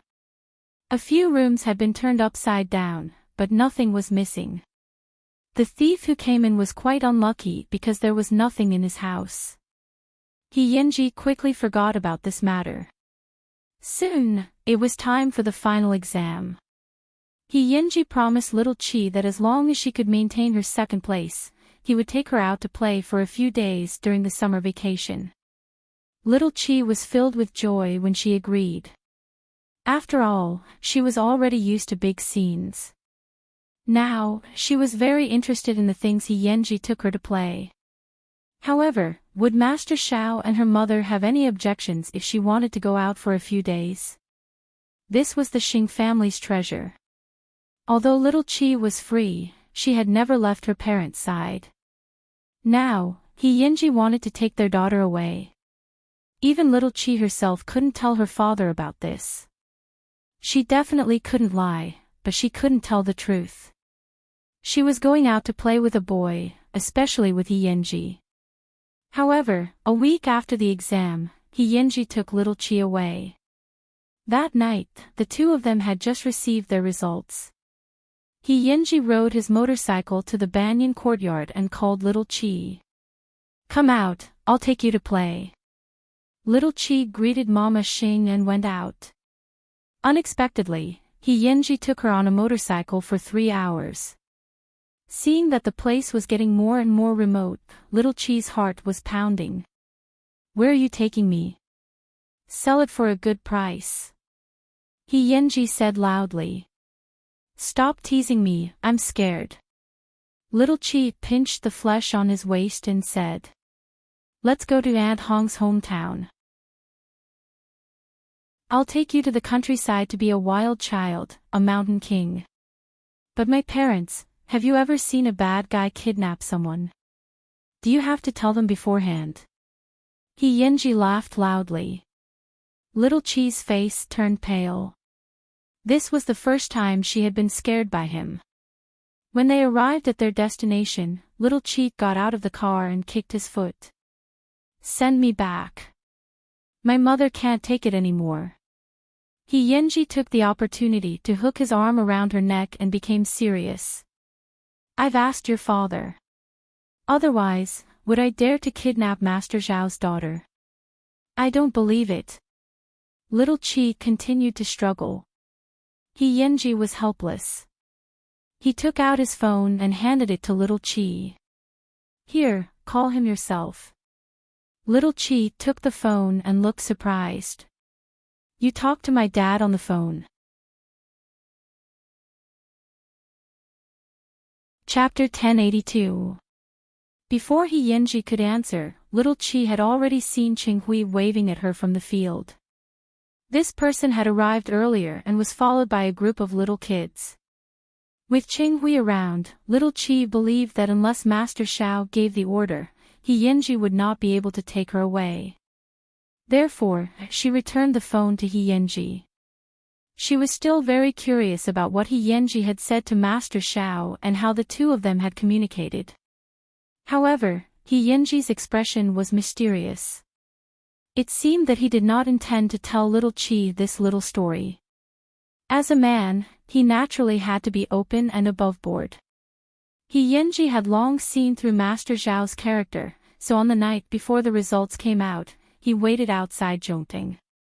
He did not ask the front desk to inform him and waited at the door for 2 hours. It was not until he saw Master Zhao's car coming out of Zhongting that he went forward and bowed. Master Xiao rolled down the window and his eyes were sharp. "What's the matter?" "Tomorrow, I want to take Xiao Wan to the village for a few days. I hope I can get your permission." Xing Xiao did not say anything. He looked Yenji up and down. 2 seconds later, he said, "Approved." Then, he rolled up the window. "President, why do you indulge this child so much?" Su Che asked as he drove. He was really puzzled. Because he has restraint that most adults don't have, Xing Xiao replied indifferently. If it were any other 14-year-old child, it would be fine if he kidnapped your daughter. It would be fine if he just explained that he was playing. It was more likely that he would evade and shirk responsibility. However, He Yinji came directly to Xing Xiao and waited downstairs for 2 hours. He did not deliberately disturb him and waited patiently for his prey. Master Xiao felt that there was no need for him to worry about his daughter's safety. He Yinji did this because he could bear all the responsibility. After that, Xing Xiao asked Qing Hui to help little Qi pack her things and settle her down in advance. He also asked Qing Hui to pass his number to He Yinji. His daughter was indeed used to seeing pearls and diamonds outside, but she did not have the chance to experience the simplicity of the countryside. To her, this was indeed a rare experience. "Young master, you really brought Miss Xing here. There's nothing good here." Auntie Hong was a little troubled. Auntie Hong's house was a very simple courtyard located on a lake. Little Qi had never seen these things before, so it was naturally very fresh. "Auntie Hong, she eats whatever we eat. She's not that spoiled." He Yinji put down his luggage and looked at his grandmother. "Grandma, do you like this?" Grandma he nodded, waving the palm leaf fan in her hand. She was very satisfied. "This place is more comfortable than the big city, with green mountains and clear waters, far away from the hustle and bustle. I've decided to move here with Aunt Hong." Actually, He Yinji had the same intention. He would spend some money to renovate this place and then find a few people to guard the house. It was a good place to retire. However, he would not be able to see his only family often. "I know why you asked Auntie Hong to bring me here. Now that you're getting older, your second uncle will definitely find all sorts of ways to make trouble for you. Grandma understands that you'll feel uneasy with me around." "Grandma, I will bring Xiao Wan back to visit you often," He Yinji said to Grandma He as he looked at little Qi, who was fishing in the distance. "Xiao Wan is really a handsome child." Grandma He looked at little Qi on the other side of the river and beamed. "If I work hard, I might be able to wait until you guys get married. Go accompany Xiao Wan."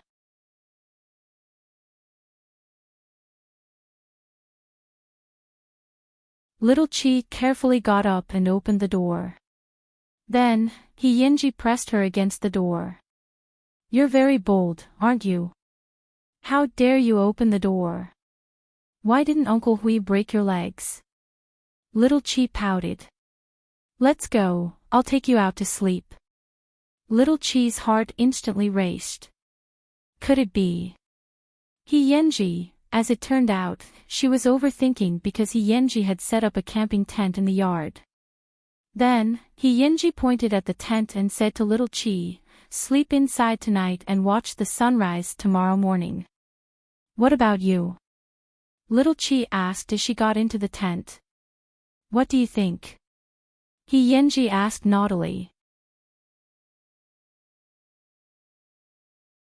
Chapter 1084. I said, "You won't come in at all." After getting to know him for the past few days, little Qi was confident that He Yinji only liked to take advantage of her with his mouth, but he didn't have any dirty thoughts in his mind. He Yinji chuckled and covered little Qi's head with the blanket on the rocking chair. He hugged her head and kissed it hard. Then, he said, "It's your first time in the wilderness. It's inevitable that you'll be scared. I'll keep watch for you." As expected, little Qi took off the blanket on her head and curled up in the tent to sleep peacefully. The young man outside the door sat on the rocking chair with a cattail leaf fan and chased away the mosquitoes for most of the night. Actually, He Yinji had too many things he wanted to do to little Qi, but it wasn't time yet. Even kissing and hugging her sometimes felt like a kind of blasphemy. Life in the countryside was very pleasant. Little Qi and He Yinji stayed in the small courtyard for 3 whole days.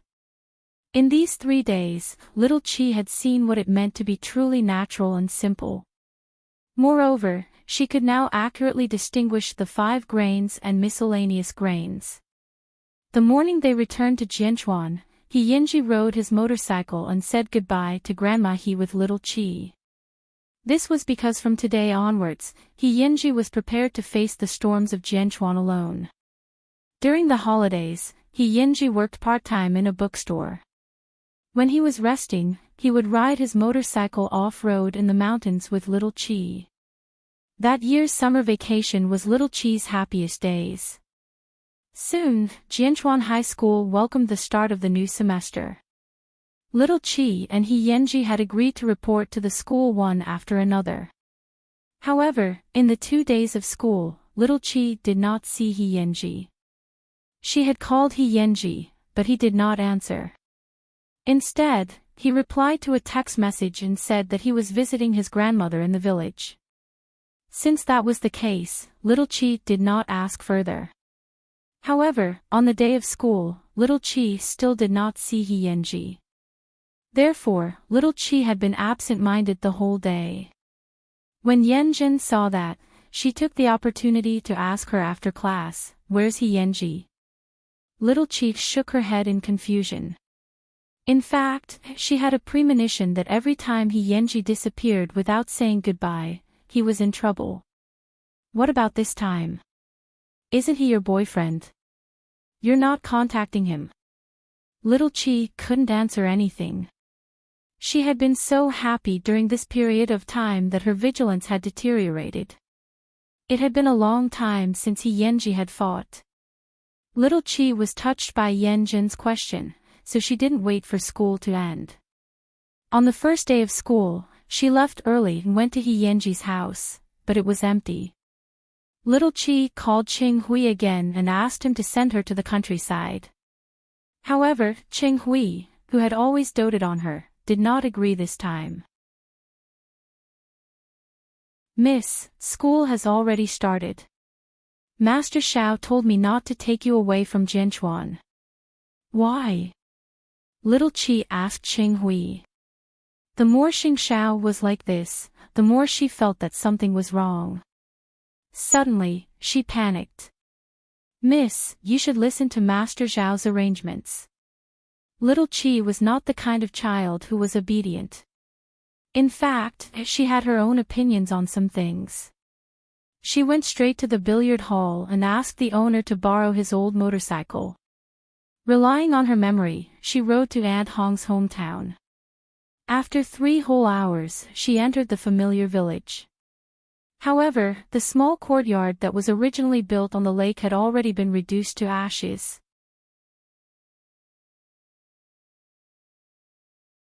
Chapter 1085. Little Chi found it unbelievable. She quickly grabbed the nearby neighbor and asked, "Auntie, where's that family?" The plump auntie glanced at little Chi and quickly shook her head. She sighed. A few days ago, a few men came. They stabbed Xiao Hong and burned the house. The fire burned for a day and a night before it stopped. I wonder if old madam he has also turned into ashes. Have you seen He Yinji? The auntie shook her head. I saw him once the day before yesterday. It was very hurried, and I haven't seen him since. Little Chi was stunned on the spot. At this moment, her emotions were extremely complicated. She felt that she would never see He Yinji again, but she also felt that He Yinji would definitely contact her again. It was just that it was not safe now. Little Chi squatted on the ground and dialed He Yinji's number over and over again. However, the system kept reminding her that the number she had dialed was no longer in the service area. Little Chi squatted on the old site of the courtyard for most of the day. It was not until late at night that Qing Hui drove over to pick her up. "Miss, let's go home." Little Chi raised her head in a sorry state and asked Qing Hui, "Did you already know?" "I only got the news early in the morning," Qing Hui answered little Chi seriously. "Miss, it's the gang seeking revenge. He Yanji's whereabouts are unknown. Master Xiao has already sent people to look for him, but there's no sign of him. During this period of time, he hasn't provoked anyone from the gang, only that brat knows the answer to this question. Cheng Hui helped little Qi up. If you don't want madam to worry, come back with me. Little Qi really wanted to stay here and wait because she had a strong premonition that after leaving this place, she would never see He Yanji again. She really wanted to know what kind of situation He Yanji was in now. Was Grandma He okay? However, she also knew that if she stayed here, her family would only worry. Uncle Hui, I rarely beg you, but this time, I beg you to do your best to find out about Grandma He for me. I want to know if Grandma He is still safe. She's He Yanji's only family in the world. If Grandma He is gone, I don't know how he will live.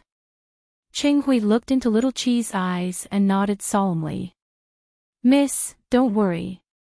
Even if you don't say it, Master Xiao will do it. Little Qi didn't say anything else and walked straight to her car. Before she left, she took a look at the ruins. For some reason, she felt that once she left, the string in her heart would be broken. After returning to Jianchuan, little Qi did not go to school for 3 days in a row. She searched the streets and alleys of Jianchuan for the person called He Yanji, but there was no news of him. He disappeared very cleanly, as if he had never appeared. If it weren't for the bracelet on her hand, little Qi would have really thought that she was having a romantic dream. 3 days later, someone sent a motorcycle home. Little Qi recognized this brand. She and He Yanji had been there before. So when she saw the owner, she grabbed his and asked, Qi is. When I said, she, he, Xiao, Xiao's, he, she, Qi, he, and said, he, and said, he, and said. Looking at the brand new motorcycle, little Qi's heart surged. She slowly squatted on the ground and muttered to herself, I don't ask you to show up. I just want to know if you're alive. Looking at the brand new motorcycle, little Qi's heart surged wildly. She slowly squatted on the ground and muttered to herself, I don't ask you to show up. I just want to know if you're alive. Chapter 1086. Little Qi's Foreign Affairs 73. He Yanji had disappeared. No one knew where He Yanji had gone, but there was no trace of him in the school or even in the entire Jianchuan. Rumors were flying in the school. It was rumored that He Yanji had been hacked to death on the street by a big shot. His face was unrecognizable, and there was no one to collect his body. Little Qi listened. It would be great if he had really been hacked to death. That way, she would give up. This was a month after He Yanji's disappearance. It was also little Qi's first day of school. She had been looking for He Yanji for a full 30 days, but there was no news of him. It was as if he had evaporated from the face of the earth. In the beginning, little Qi was only worried. She was worried that He Yanji was in a dangerous situation. Over time, her worry turned into anger and resentment. If she had known that such a day would come, why would they have wasted each other's time? Every day that little Qi looked for He Yanji, she would delete a text message that she had sent to He Yanji.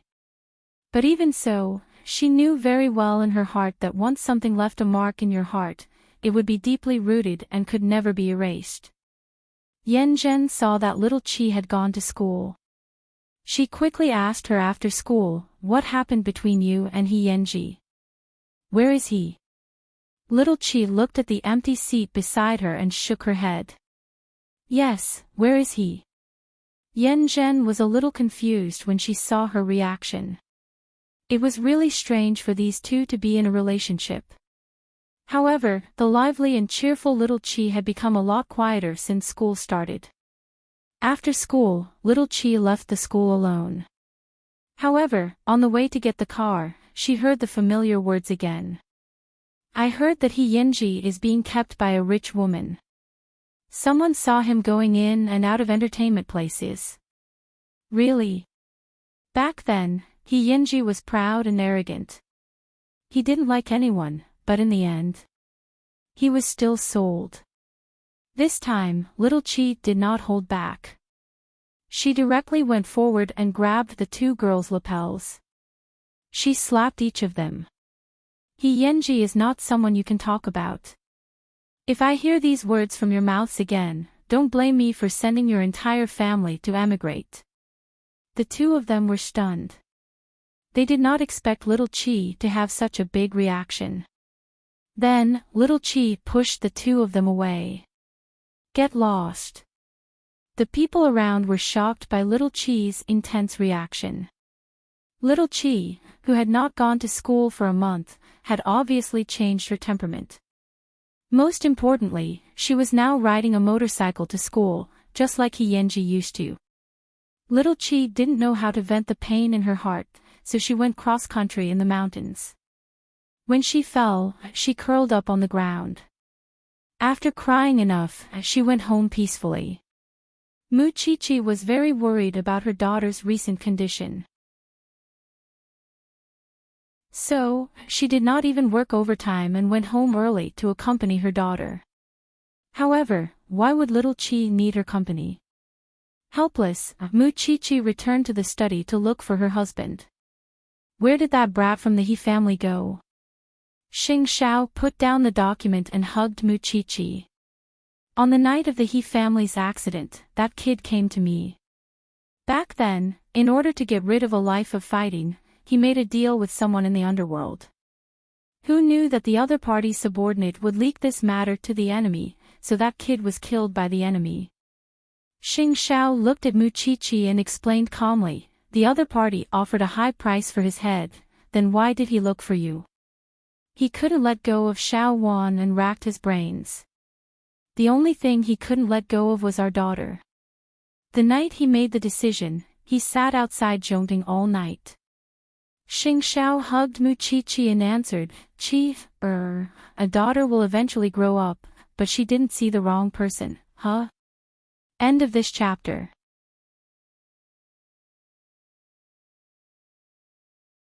Chapter 1087. Little Chi's Foreign Affairs 74. Muchichi nodded after hearing this. Relationships were the best thing to hone a person's heart. This was also a rare and precious experience in relationships. Did he say when he would be back? Even someone as powerful as Xing Xiao could not answer this question. Therefore, he could only shake his head. However, what the couple did not know was that little Chi was just outside the door and heard their conversation. Then, she returned to her room without a word. Unknowingly, tears had already streamed down her face. However, this still did not stop little Chi from hating Yenji. However, the more she hated someone, the easier it was for her to live like him. 5 years later, Jianchuan High School. The current little Chi was famous for doing whatever she wanted in school.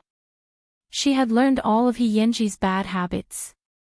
As a third-year high school student who was about to graduate, the form teacher had long given up on disciplining her. After all, with little Chi's identity, who could control her? It was another Friday. Before the afternoon break, Yanjin threw a note and asked little Chi to accompany her to meet an online friend. In this era, there were still people who had pure online relationships. But there was nothing she could do. Who asked Yanjin to be her only friend? After school, little Chi rode her heavy machine and brought Yanjin to the restaurant where she had agreed to meet the online friend. She did not expect it to be a 5-star hotel. After the two of them got out of the car, little Chi rolled her eyes. There's only one purpose for a man to meet at a place like this, and that is to sleep with you. No.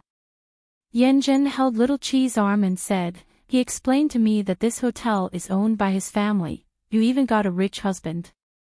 Little Chi rolled her eyes even more. That kind of rich family's kids are usually just playing around, just accompany me to meet him. With you around, I'm not afraid of losing out.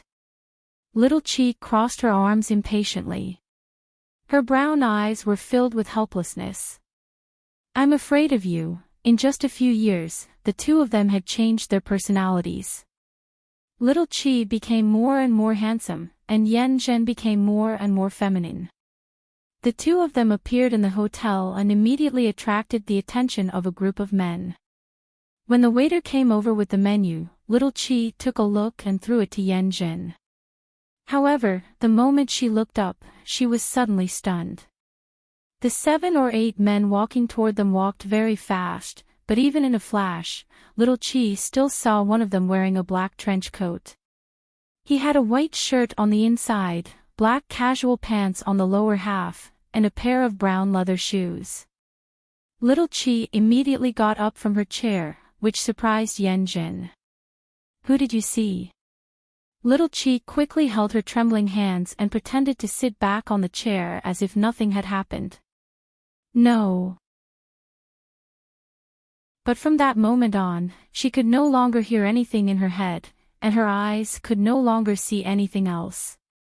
In his mind, there was only the man in the black trench coat, black gloves, and an evil aura. Xing Qingwan. Little Chi. What? Upon hearing Yan Zhen's shout, Little Chi frowned and snapped back to her senses. What's wrong with you? Yan Zhen looked at her worriedly. I think I saw He Yanji. Little Chi pretended to be calm and replied. You say it as if it's true. Just treat it as if he's dead. He hasn't come back for so many years. This time, Yan Zhen rolled her eyes. You just go crazy from time to time. However, just as Yan Zhen was mocking Little Chi, the group of men walked out of the hotel lobby again. This time, even Yan Zhen saw it clearly. After a long time, Yan Zhen finally said, he's so King handsome. Yes, young master he is back. He gave young master he the crematorium for chasing his wife. The secret of leaving was said slowly. End of this chapter. Chapter 1088. Little Chi didn't say anything. When Yan Zhen saw this, she couldn't help but laugh awkwardly. No matter how handsome he is, he's still a heartless man. Hee, let's go. It's fine if we don't meet this online friend. Of course, why not? Little Chi turned her gaze away and pretended as if nothing had happened. Don't try to be brave. Yan Zhen exposed her. All these years, who do you think you are? Is it worth it? But look at He Yanji. He has a group of subordinates behind him. If he really remembers you, why didn't he look for you? Wan, wake up. You're Xing Zhao's daughter. What kind of man can't you get? Little Chi felt her throat burn, and even her breathing became extremely heavy. It's my fault. Why did I have to meet an online friend? After saying that, Yan Zhen pulled Little Chi away from the hotel. When she returned to the garage and saw the motorcycle in the garage, Little Chi felt her cheeks burn as if she had been slapped in the face. Therefore, she called Xing Hui directly. Uncle Hui, come and pick me up. Where's the motorcycle? Yan Zhen asked her. Return it to whoever gave it to you. Little Chi only said these words. Then, the extended Rolls-Royce stopped at the entrance of the hotel. Little Chi threw the car keys into the trash can and stepped into her car. It had been 5 years. It was good that he was dead, but she suddenly felt that she couldn't accept that He Yanji was still alive and not looking for her. Since he was still alive, then the things that she had guarded for 5 years were meaningless. Therefore, she resolutely threw away the motorcycle that He Yanji had given her, including the phone that she had used for 5 years. She wanted to be herself. On the way back, Little Chi didn't say a word. Xing Hui looked at her through the rearview mirror. After a long while, he said, "Miss, this is probably the last time I'll pick you up." When little Chi heard this, she looked at Ching Hui in surprise. "Uncle Hui, even you are leaving me?"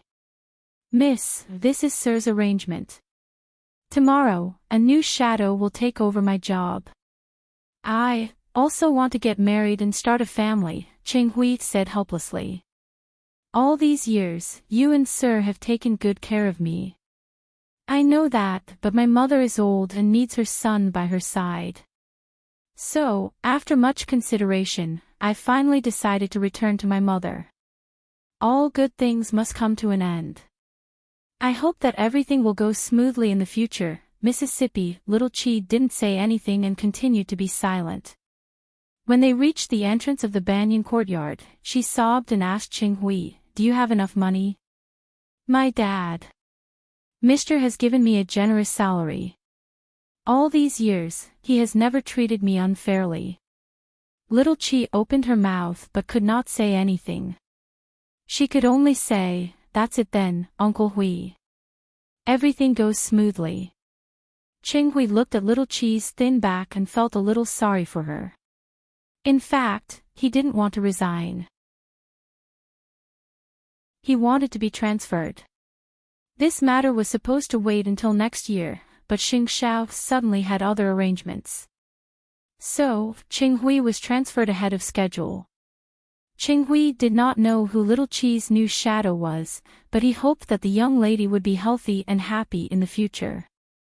This night was not easy for little Chi. When she saw He Yanji again, the shadow that had taken care of her for many years had also left. Little Chi locked herself in the study for the whole night. The next morning, she took off those extreme things and put on her high school uniform again.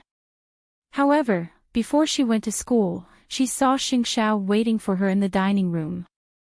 "Dad. The new shadow is reporting downstairs. This time, you don't have to worry about him leaving halfway."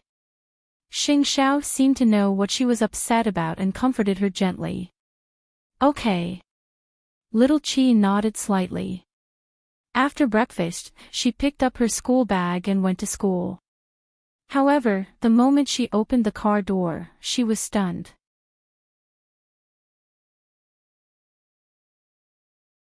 Chapter 1089. It was just a side profile, but it was uncanny, resolute, and handsome. The other party tilted his head slightly with a smile on his lips. "I'm your new shadow, He Yanji." After hearing this, little Chi opened the door and got out of the car. He Yanji seemed to have expected her to have such a reaction. He got out of the car and stopped her. "Xiao Wan." Little Chi raised her head and slapped him with all her strength. "Get lost." He Yanji tilted his head but still pulled her into the car. "Let's go to school, Mississippi." Little Chi sat in the back seat and twisted her body, not wanting He Yanji to see her expression. "How could I dare to trouble brother He to be my chauffeur?" He Yanji opened his mouth but did not say anything. He just drove little Chi to the entrance of Jianchuan High School. When they arrived at the school gate, He Yanji opened the car door for little Chi. However, little Chi got out of the car and did not even want to look at him. "Go back and be your big brother. Don't disturb my life anymore. If I, Xing Qingwan, say that I don't want it, I won't want it." He Yanji looked at her stubborn back and mocked himself slightly. However, before little Chi could go far, he said to her, "At 5:30 p.m., I'll wait for you at the school gate." Little Chi did not stop and walked straight toward the school gate. Just now, Xiaowan had said, "How could I trouble brother He to be my chauffeur?" The fact that she could say this meant that she had long known about his actions in the underworld because he had replaced the big brother who had stabbed Andy Hong back then and become the second in command. Now, he could do whatever he wanted in both the underworld and the underworld, but he had never come to look for her. How many times had he been disappointed that he had become so cold-hearted? Back then, Xiaowan had a pair of clean and clear eyes. Now, there was always grief in Xiao Wan's eyes that could not be dispelled. He knew that this was all caused by him. He had imagined the scene of their reunion thousands of times, but he did not expect her to say such decisive words. The day of their reunion was the day of their end. This was the scene that she had long thought of, right? Yenji watched Little Chi's figure disappear and return to the car. Just as Little Chi had said, he was now the boss of the gang, and he still had to deal with gang affairs. Little Chi stood on the teaching building and watched the Rolls-Royce leave. There was no obvious change in her expression, but this could only deceive others. She could not deceive herself. After returning to the classroom, Yan Zhen was shocked to see the dark circles around her eyes. "What happened to you last night?" Little Chi snorted. "You'll know after school." "What are you trying to hide?" Little Chi didn't say anything else. Instead, she buried her head in what a student should do. When school was over, Little Chi walked with a large group of classmates. When she saw the Rolls-Royce, she walked over with everyone. When Yenji saw her, he got out of the car. Then, he heard Little Chi say to everyone, "My driver is here. I'll be leaving first." Yan Zhen was stunned. Everyone was stunned because Little Chi's new driver was Yenji. Little Chi deliberately emphasized the word driver and called so many people together. It was obvious that she was humiliating them. Yenji was Xing Qingwan's driver. Xing Qingwan's new driver was Yenji. This person who had been missing for so many years actually appeared again. He even became the Xing family's chauffeur. Everyone had complicated feelings, especially Yan Zhen. She had watched Little Chi change little by little in the past 5 years. The person she did not want Little Chi to see the most was Yenji. Therefore, she immediately followed Little Chi into the Xing family's car. "What's going on?" Chapter 1090. I still want to know what's going on. Little Chi sat in the back. Her tone was cold, and there was even a hint of anger. "Yenji, are you here to fool around again?" Yan Zhen could not get an answer from Little Chi, so she attacked Yenji. "Since you left, you shouldn't have appeared again. You deserve to die." Yenji didn't say anything, but he looked at the front passenger seat. Yan Zhen followed his line of sight and found a machete on the passenger seat. There seemed to be blood on it. Yan Zhen was so scared that her face turned pale. She didn't dare to say anything. Midnight 7 looked out of the window. At this time, Yenji tilted his head and asked Little Chi, "Do you have homework?" "If you do, you have to go to my house for the time being." "I have my own home," Little Chi answered stiffly. "Your parents went to Italy and asked me to look after you for the time being," Yenji replied calmly. "What are you?" Little Chi directly asked Yenji, "Send me to the Shin family. Even if there's no one left in the Shin family, I still have the Xing family. It's not your turn yet." As Yan Zhen listened to their conversation, she became even more flustered. If she had known earlier, she wouldn't have gotten in the car. Yenji paused for a moment. His voice was a little hoarse, and there seemed to be a hint of pleading in it. "Grandma wants to see you." "That's your grandmother, not mine." Little Chi did not waver at all. Her voice was still as hard as a rock. 5 years ago, Grandma injured her right leg in that fire. All these years, she has been in pain. Her only wish is to see you. Yenji softened his voice. "I can go see her, but I hope that from then on, you won't disturb my life anymore." "Yenji, I admit that I still love you, but I hate you even more." After hearing Little Chi's words, Yan Zhen's eyes couldn't help but widen. What kind of enmity did these two people have? Especially Little Chi's mixed emotions of love and hate, she felt goosebumps all over her body. So, don't force me anymore. Let me live. Little Chi's every word was like a sharp sword that pierced into He Yanji's heart. I promise you. I'll retreat to a place where you can't see me. After He Yanji finished speaking, the car stopped because they had already arrived at the entrance of the hospital. He Yanji brought Little Chi into the hospital's recuperation department. Only then did Little Chi see the old man she had not seen in a long time. She was still fanning herself and sitting peacefully in the wheelchair. Her right leg was empty. Because of the fire, the old lady had lost a leg. Seeing this, Little Chi couldn't control herself and burst into tears. When old lady he saw her, she immediately became excited. Lil Wan. Are you Lil Wan? Little Chi walked over and squatted down in front of her. Grandma. My Xiao Guai, Grandma finally sees you again. My Xiao Guai. In the old man's arms, Little Chi couldn't control her emotions and cried silently. Grandma has been looking forward to it for many years. Grandma has been waiting and waiting. Grandma was afraid that you didn't want that kid anymore.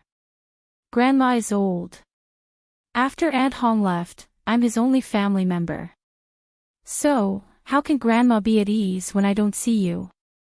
Little Chi didn't know what to say. She only felt the old man's palm was burning hot. Now that you're here, I'm relieved. After saying that, the old lady fainted on Little Chi's shoulder. Little Chi immediately turned her head and shouted at He Yanji, call the doctor, bookmark for easier reading.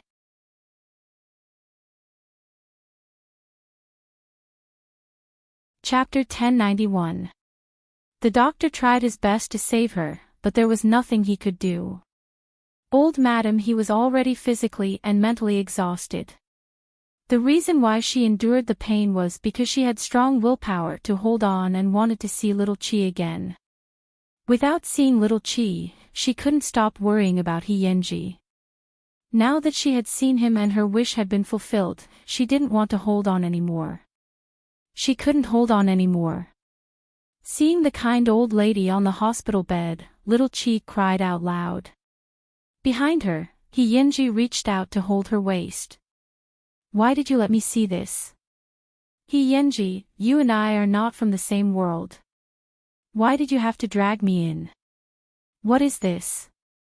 Little Chi punched He Yanji's body excitedly. I really wish I could kill you. He Yanji wrapped his arms around Little Chi and squatted on the ground to comfort her. I know I'm very selfish, but this is Grandma's only wish. She has been in pain for too long. I don't want her to continue to be in pain. Since you knew she was in pain, why didn't you appear earlier? It's been 5 years. He Yanji, what's the point of you appearing now? The murderer who killed Andy Hong was executed yesterday, He Yanji said hoarsely. Why would I drag the old, weak, sick, and disabled with a belly full of hatred and a kill order to stay by your side? Little Chi was speechless. She could only lean on He Yanji's shoulder and cry bitterly. Xiao Wan, I don't have any relatives anymore. At this moment, He Yanji's voice was low and broken. Little Chi closed her eyes. She didn't want to think about anything. She just felt too tired and wanted to sleep. He Yanji hugged Little Chi and watched as she fainted. Then, he picked her up. Yen Zhen was outside the ward. Seeing this, she quickly asked, Where are you taking Little Chi? There's a funeral at home, so I won't send you off. With that, He Yanji left the hospital with Little Chi in his arms. This time, Little Chi slept very soundly. When she woke up, she found herself in an unfamiliar room. At this moment, it was dark outside the window. Little Chi got up to open the door but was stopped by the man outside. Miss Xing, brother, he told you to rest well. Where is he? Little Chi asked. Downstairs. He Yenji's subordinate answered. Little Chi went downstairs barefoot and saw that the living room downstairs had been decorated into a morning hall. In the middle of the morning hall, there was a photo of old Madame He. In the photo, she looked so peaceful. He Yenji stood in the middle of the morning hall with a gloomy expression. Little Chi looked at this man from behind. Her heart suddenly ached, but this did not mean that she had to forgive He Yenji. She said that she still loved this man, but at the same time, she hated him very much. As if sensing someone behind him, He Yenji turned around and saw Little Chi looking at him with a pale face. He whispered, "Why don't you sleep a little longer?" "I want to go home," Little Chi answered hoarsely. "All right." He Yenji only said one word. Then, he ordered the subordinate behind Little Chi, "Jichu, send Miss Xing home. Brother He. Now." After saying that, He Yenji turned around and looked at the old lady's photo. "Miss Xing, can you not go? Brother He doesn't have any relatives anymore." The subordinate called Jichu looked at Little Chi pleadingly. "Please, if you don't want to see him, go upstairs and rest. But, can you not leave this place?" Little Chi didn't say anything, but her heart ached. However, she still didn't leave heartlessly. She went straight up to the second floor and returned to the bedroom she had just been in. Bookmark for easier reading.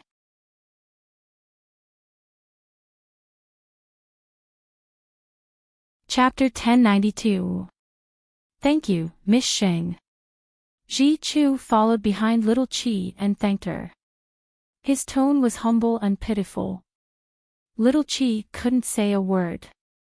Perhaps, deep in her bones, she still had some expectations for He Yenji, but she didn't dare to admit it. After returning to her room, Little Chi looked at He Yenji's room again. There was a bed and a wardrobe. Other than that, there wasn't even an extra sofa. It was empty and cold. Was this really the room of a big shot? Does your brother He usually live here? Hearing Little Chi's question, Ji Chu nodded.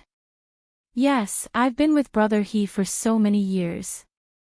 His life has always been so simple. He doesn't have much to do to pass the time. Then why do you know about me? Brother He hid it very well.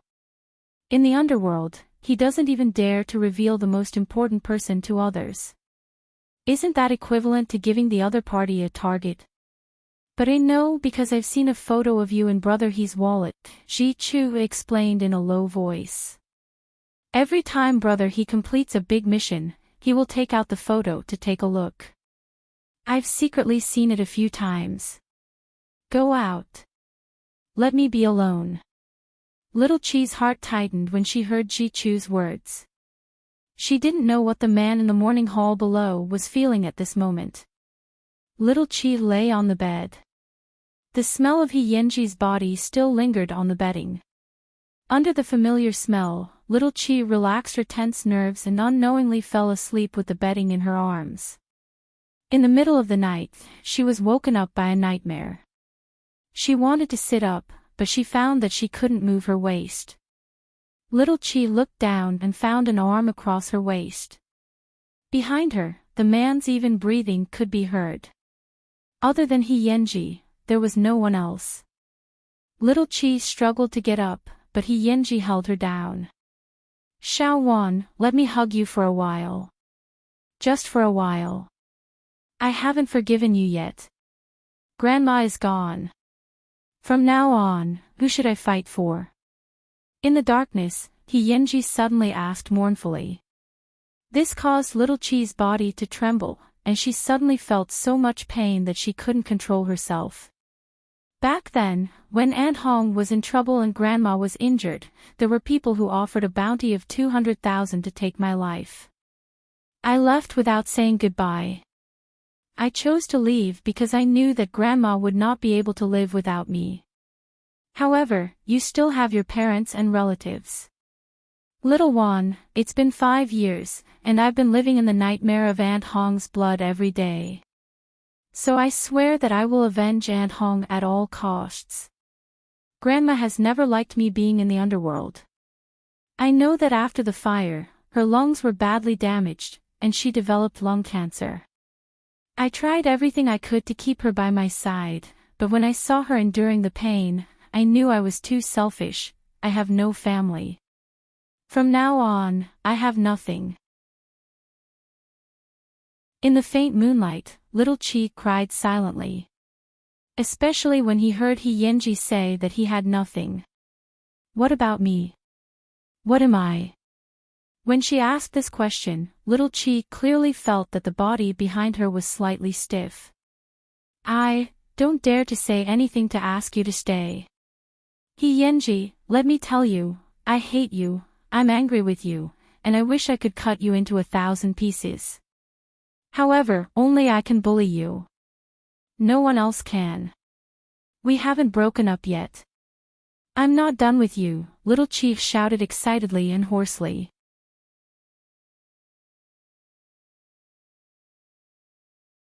Chapter 1093. After hearing this, He Yenji fell into ecstasy. He quickly tightened his arms.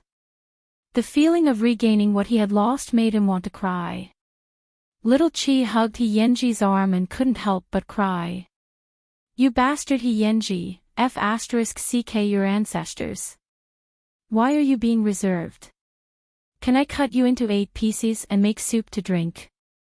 As long as you left me a word, even if it was just one word, telling me to wait for you, I would have no complaints. And today, as long as you said that you wouldn't let me go, as long as you said it, I wouldn't refuse you even if I died of discomfort. In the end, you still need your little brother to beg me for this. Because I'm afraid. He Yenji answered hoarsely. I can't lose anymore. Xiao Wan, I'm afraid I'll collapse. Little Chi was so angry that her heart was blocked, so she bit He Yenji's arm, leaving a row of neat teeth marks.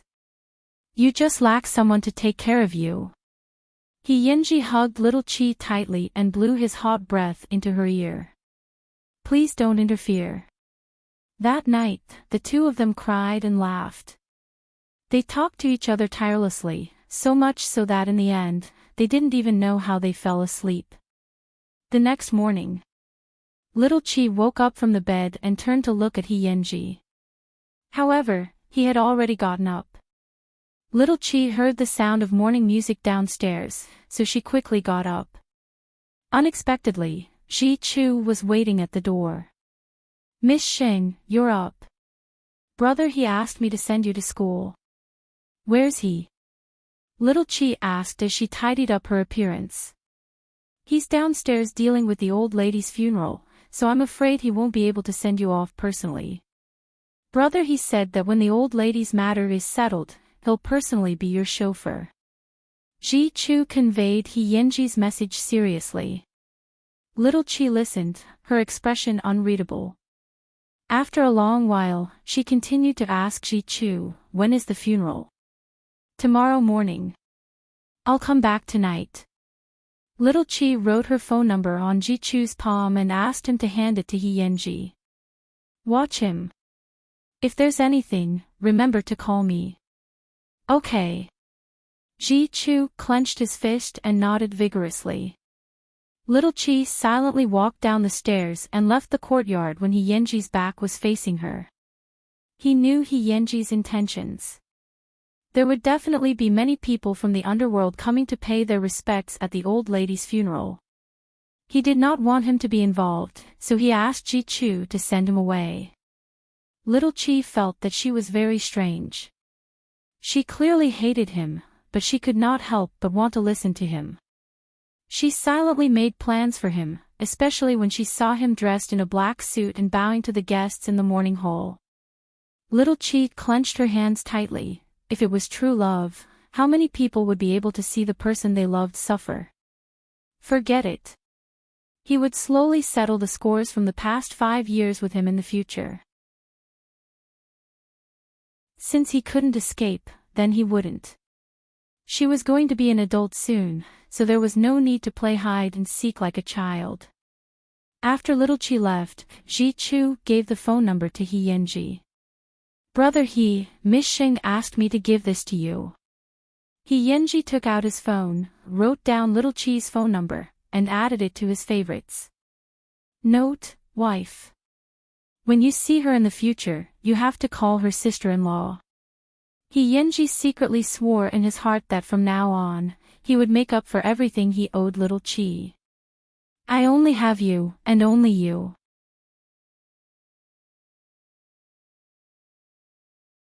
Chapter 1094. When they arrived at school, Yanjin saw little Chi enter the classroom and quickly dragged her to the corridor. What happened yesterday? He Yenji's grandmother is really gone. Little Chi nodded, confirming that what Yanjin had seen was true. Then what are your plans? I don't have any plans. I'll stay by his side and slowly torture him. After saying this in a normal tone, little Chi carried her school bag and returned to the classroom. Yanjin shrugged as if she had expected this outcome. However, was she really not afraid of being hacked to death by a gangster? This really required courage. If it were an ordinary person, they would definitely hide for a long time. During the break, the school was filled with gossip again. The topic revolved around He Yenji and little Chi. Hearing the questions from others, little Chi remembered that in order to deliberately humiliate He Yenji yesterday, she had let the whole school see that He Yenji was her chauffeur. Xing Qingwan, is He Yenji really your chauffeur? Didn't he go missing? Isn't He Yenji being supported by a rich woman? But why did I hear that he's now a big shot in the underworld? Faced with the questions around her, little Chi felt a headache coming on. If she had known that she was looking for trouble for herself, she wouldn't have done what she did yesterday. She had hurt others and herself.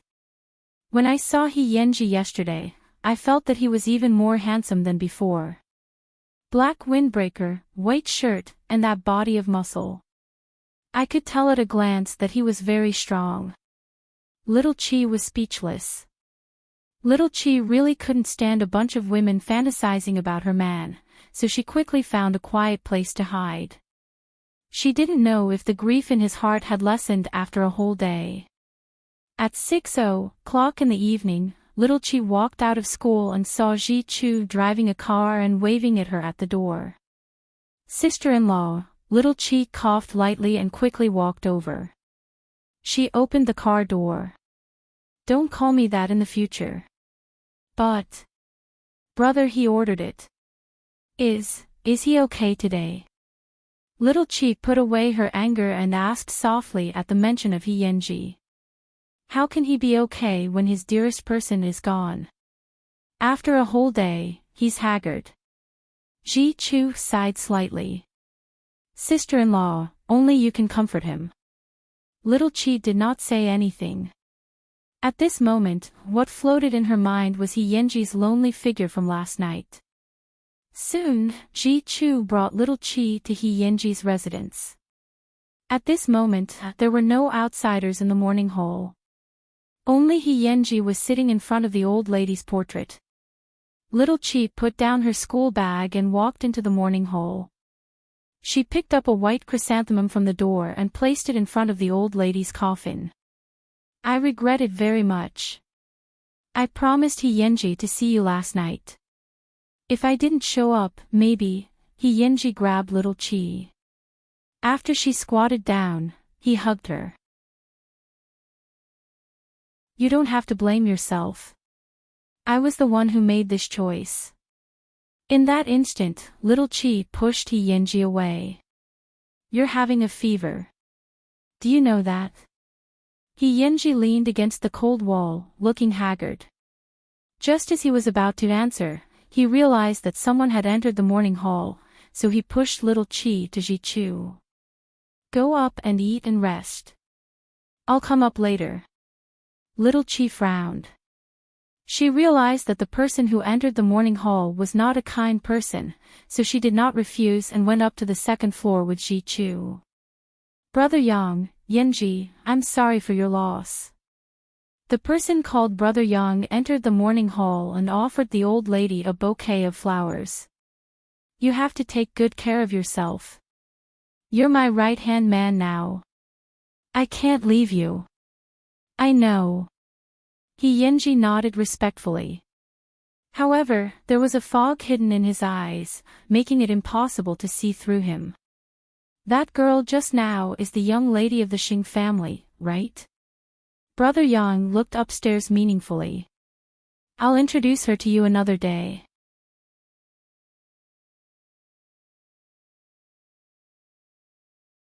Chapter 1095. Brother Yang, please forgive her. Her family doesn't want her to have anything to do with the gang, Yenji explained to the other party apologetically. You know, the other party patted Yenji's shoulder and nodded. Brother Yang understands. It's better not to provoke the Xing family. However, if you can get involved with the daughter of the Xing family, it will be more convenient for you to do things in the future. I'm happy to see it happen. Yenji frowned but did not explain. After Brother Yang left, he turned around and saw little Qi at the staircase. Yenji opened his mouth and wanted to say something, but in the end, he could not say anything. Come up and take your medicine. Little Qi did not question him. She only said these words and turned to go upstairs. Yenji followed her upstairs and saw little Qi's busy back. He was secretly a little anxious, but he did not know how to explain it. He did not come back to look for her for that kind of thing. The room was dark and the light was very weak. Yenji sat down on the bed tiredly. He did not dare to look away from little Qi for a moment. Xiaowan, are we unable to go back to the past? Why are you in such a hurry? You've been gone for 5 years. Can't I be angry for a while? Little Qi replied with her back to Yenji. Lie down and sleep. I'll wake you in the morning. I'm afraid that you'll leave. Yenji took off his gloves and placed them on the bedside table. His voice was low and dry. If you keep talking, I'm really leaving. Yenji lay down obediently and waited for little Qi to bring the medicine to his mouth. If you still have a fever at night, you have to go to the hospital to treat it. Yenji obediently took the medicine and took the opportunity to hold little Qi's hand. Soon, he fell asleep. Little Qi sat by the bed and looked down at his hands that were holding her. Especially on the back of his right hand, there was a long scar. It was ferocious and evil. No wonder he had to wear gloves. Had he really been living on the edge of a knife for the past 5 years? Little Qi sighed slightly. Under the moonlight, Yenji's resolute face became calm and gentle. However, looking at the corners of his eyes and side profile, there was a trace of murderous aura. 5 years ago, Yenji was cynical and unruly. At this moment, Yenji was mature and steady. It was hard to fathom him. Little Qi looked at his sleeping face and unknowingly fell asleep on Yenji's chest. At this moment, Yenji slowly opened his eyes and looked down at the little woman on his chest. He reached out and carried her to the bed. Little Qi thought that this was a dream. In her half-asleep state, she smiled at Yenji. This was the first time little Qi had smiled at him since their reunion. It was very sweet and soul-stirring. Yenji couldn't help but turn over and kiss her. The vow that they could only kiss at the age of 16 was still ringing in his ears. However, this little woman was about to turn 18. Not to mention kissing, she could even directly abduct him to bed. Of course, he didn't want to yet. He wanted this little woman to completely forgive and accept him, both physically and mentally. Because he was afraid of waking little Qi up, Yenji only dared to carefully taste the sweetness. When he opened his eyes and saw that she was sleeping soundly, he reached out and hugged her so that she could sleep more comfortably. At 5:00 o'clock in the morning, the alarm clock broke the silence in the room. Little Chi propped herself up and realized that the seat beside her was empty again. Yenji had already gotten up. At this moment, he was in the old lady's room packing her belongings.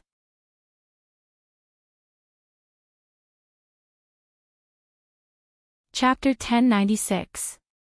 Everything here had the old lady's shadow and aura. Yenji stood in the room, tidying up the things one by one. His hands did not stop, but his back view was full of loneliness. Because he still believed that he had killed the old lady. If he had not made a deal with Brother Nan back then everything that happened later would not have happened.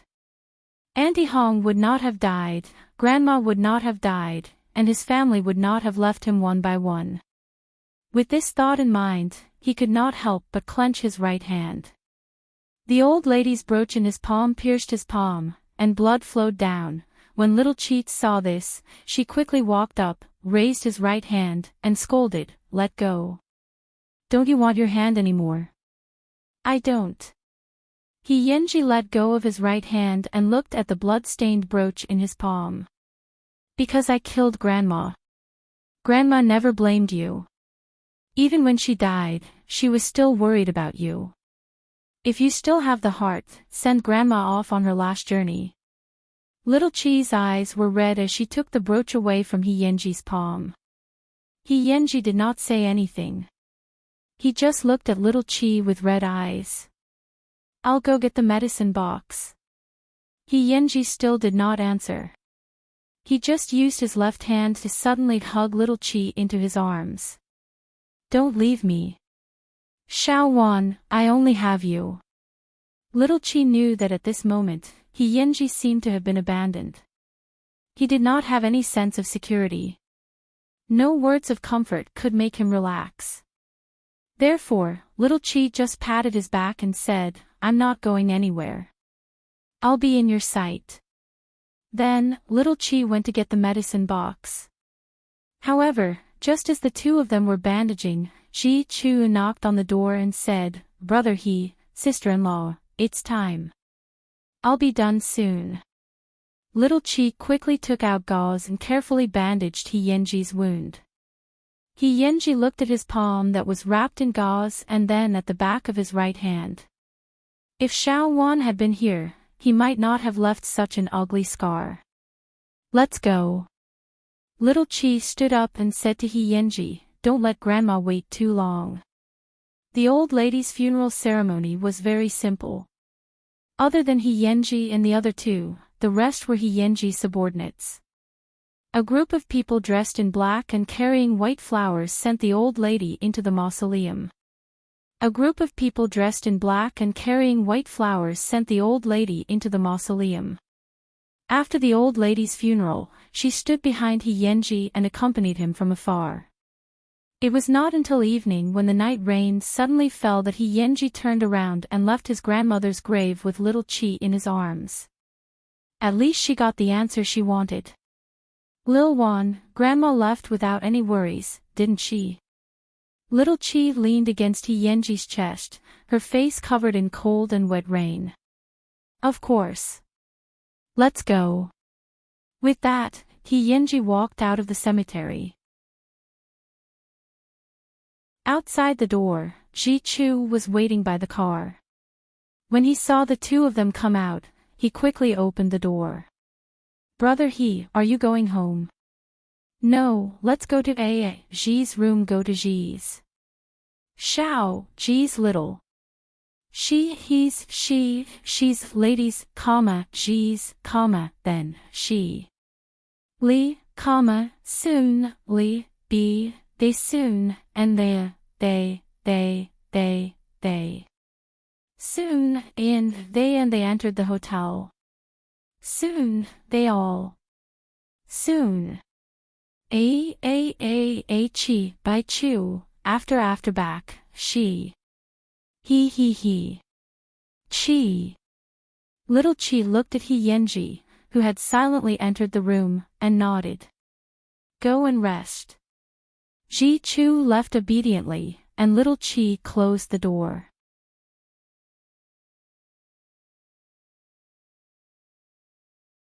Chapter 1097. Inside the room, Yenji didn't turn on the lights. He just sat on the sofa, wet. Little Chi walked behind him and wanted to take off his coat for him, but Yenji stopped her. No need. I'm afraid I won't be able to control myself. Little Chi's hand paused, then she said above his head, Yenji, I'm no longer who I used to be. I can do whatever I want. Do you still need to worry so much about us? Yenji didn't say anything. This time, even if you die, your corpse will be mine. Little Chi whispered into Yenji's ear and then continued what she was doing. This time, Yenji didn't stop her. Soon, Little Chi took off his black coat. The originally white shirt, because it was drenched, stuck tightly to Yenji's body as if he wasn't wearing it. Little Chi looked at the scars through the shirt. Then, she went around to Yenji and squatted down. She unbuttoned his shirt one by one. At this moment, Little Chi was no longer as shy as before. Instead, she was like a woman as she looked at Yenji's gradually exposed chest. Shawan, okay. Little Chi nodded calmly. I want to kiss, Yenji said as he stared into Little Chi's eyes. Little Chi pinched his shirt and pecked his lips. Is that okay? Not this kind. It's the kind with desire. As soon as Yenji finished speaking, Little Chi held his face and kissed him without hesitation. Yenji's heart trembled. He immediately hugged Little Chi's waist, but she pushed him away. You want to infect me with the cold? Yenji was a little confused. He wasn't satisfied at all, so he couldn't help but want to kiss her again. However, Little Chi blocked him with her palm. Have you touched other women in the past 5 years? Yenji shook his head. Haven't you had sex? I looked at your photo and solved it myself. Does that count? Yenji asked as he removed Little Chi's palm. You're a big shot. You didn't bring a woman with you. This time, Yenji didn't answer. Instead, he pulled Little Chi onto his lap and said in a hoarse and sexy voice, If it's not you, I don't want anyone. After hearing this, Little Chi knew that part of his attention had been diverted because his bestial nature had returned. I said, no. Little Chi refused righteously. I'm easily infected. Have you forgotten that I have an old illness? Yenji hugged her and sniffed her neck. He nodded. I'm going to take a shower. Of course. Little Chi got up from his legs and nodded, looking like a housekeeper. Yenji stood up and walked towards the bathroom. However, the moment he opened the door, he suddenly turned around and said to Little Chi, If you don't like me, I can handle it. I don't dislike you, Little Chi immediately replied. But, have you killed anyone? Have you sold drugs before? Have you done anything illegal? Faced with Little Chi's 3 consecutive questions, Yenji shook his head. I haven't done a single dirty thing because I know that once I'm really involved, it'll be impossible for us to be together again. Then why are you the boss? Because of this. Yenji took out his fist. I know what I'm doing. Go take a shower. Little Chi believed in him because Yenji had a kind of cohesiveness that made people involuntarily submit to him wholeheartedly. You're tuning into the LoveLore Library YouTube channel. We're so grateful for your support and don't forget to subscribe to join us on this incredible journey through captivating stories. Your generosity through donations truly makes a world of difference, as it's the primary source of revenue that allows me to expand and enhance this channel for you. Thank you from the bottom of my heart for being a part of this adventure.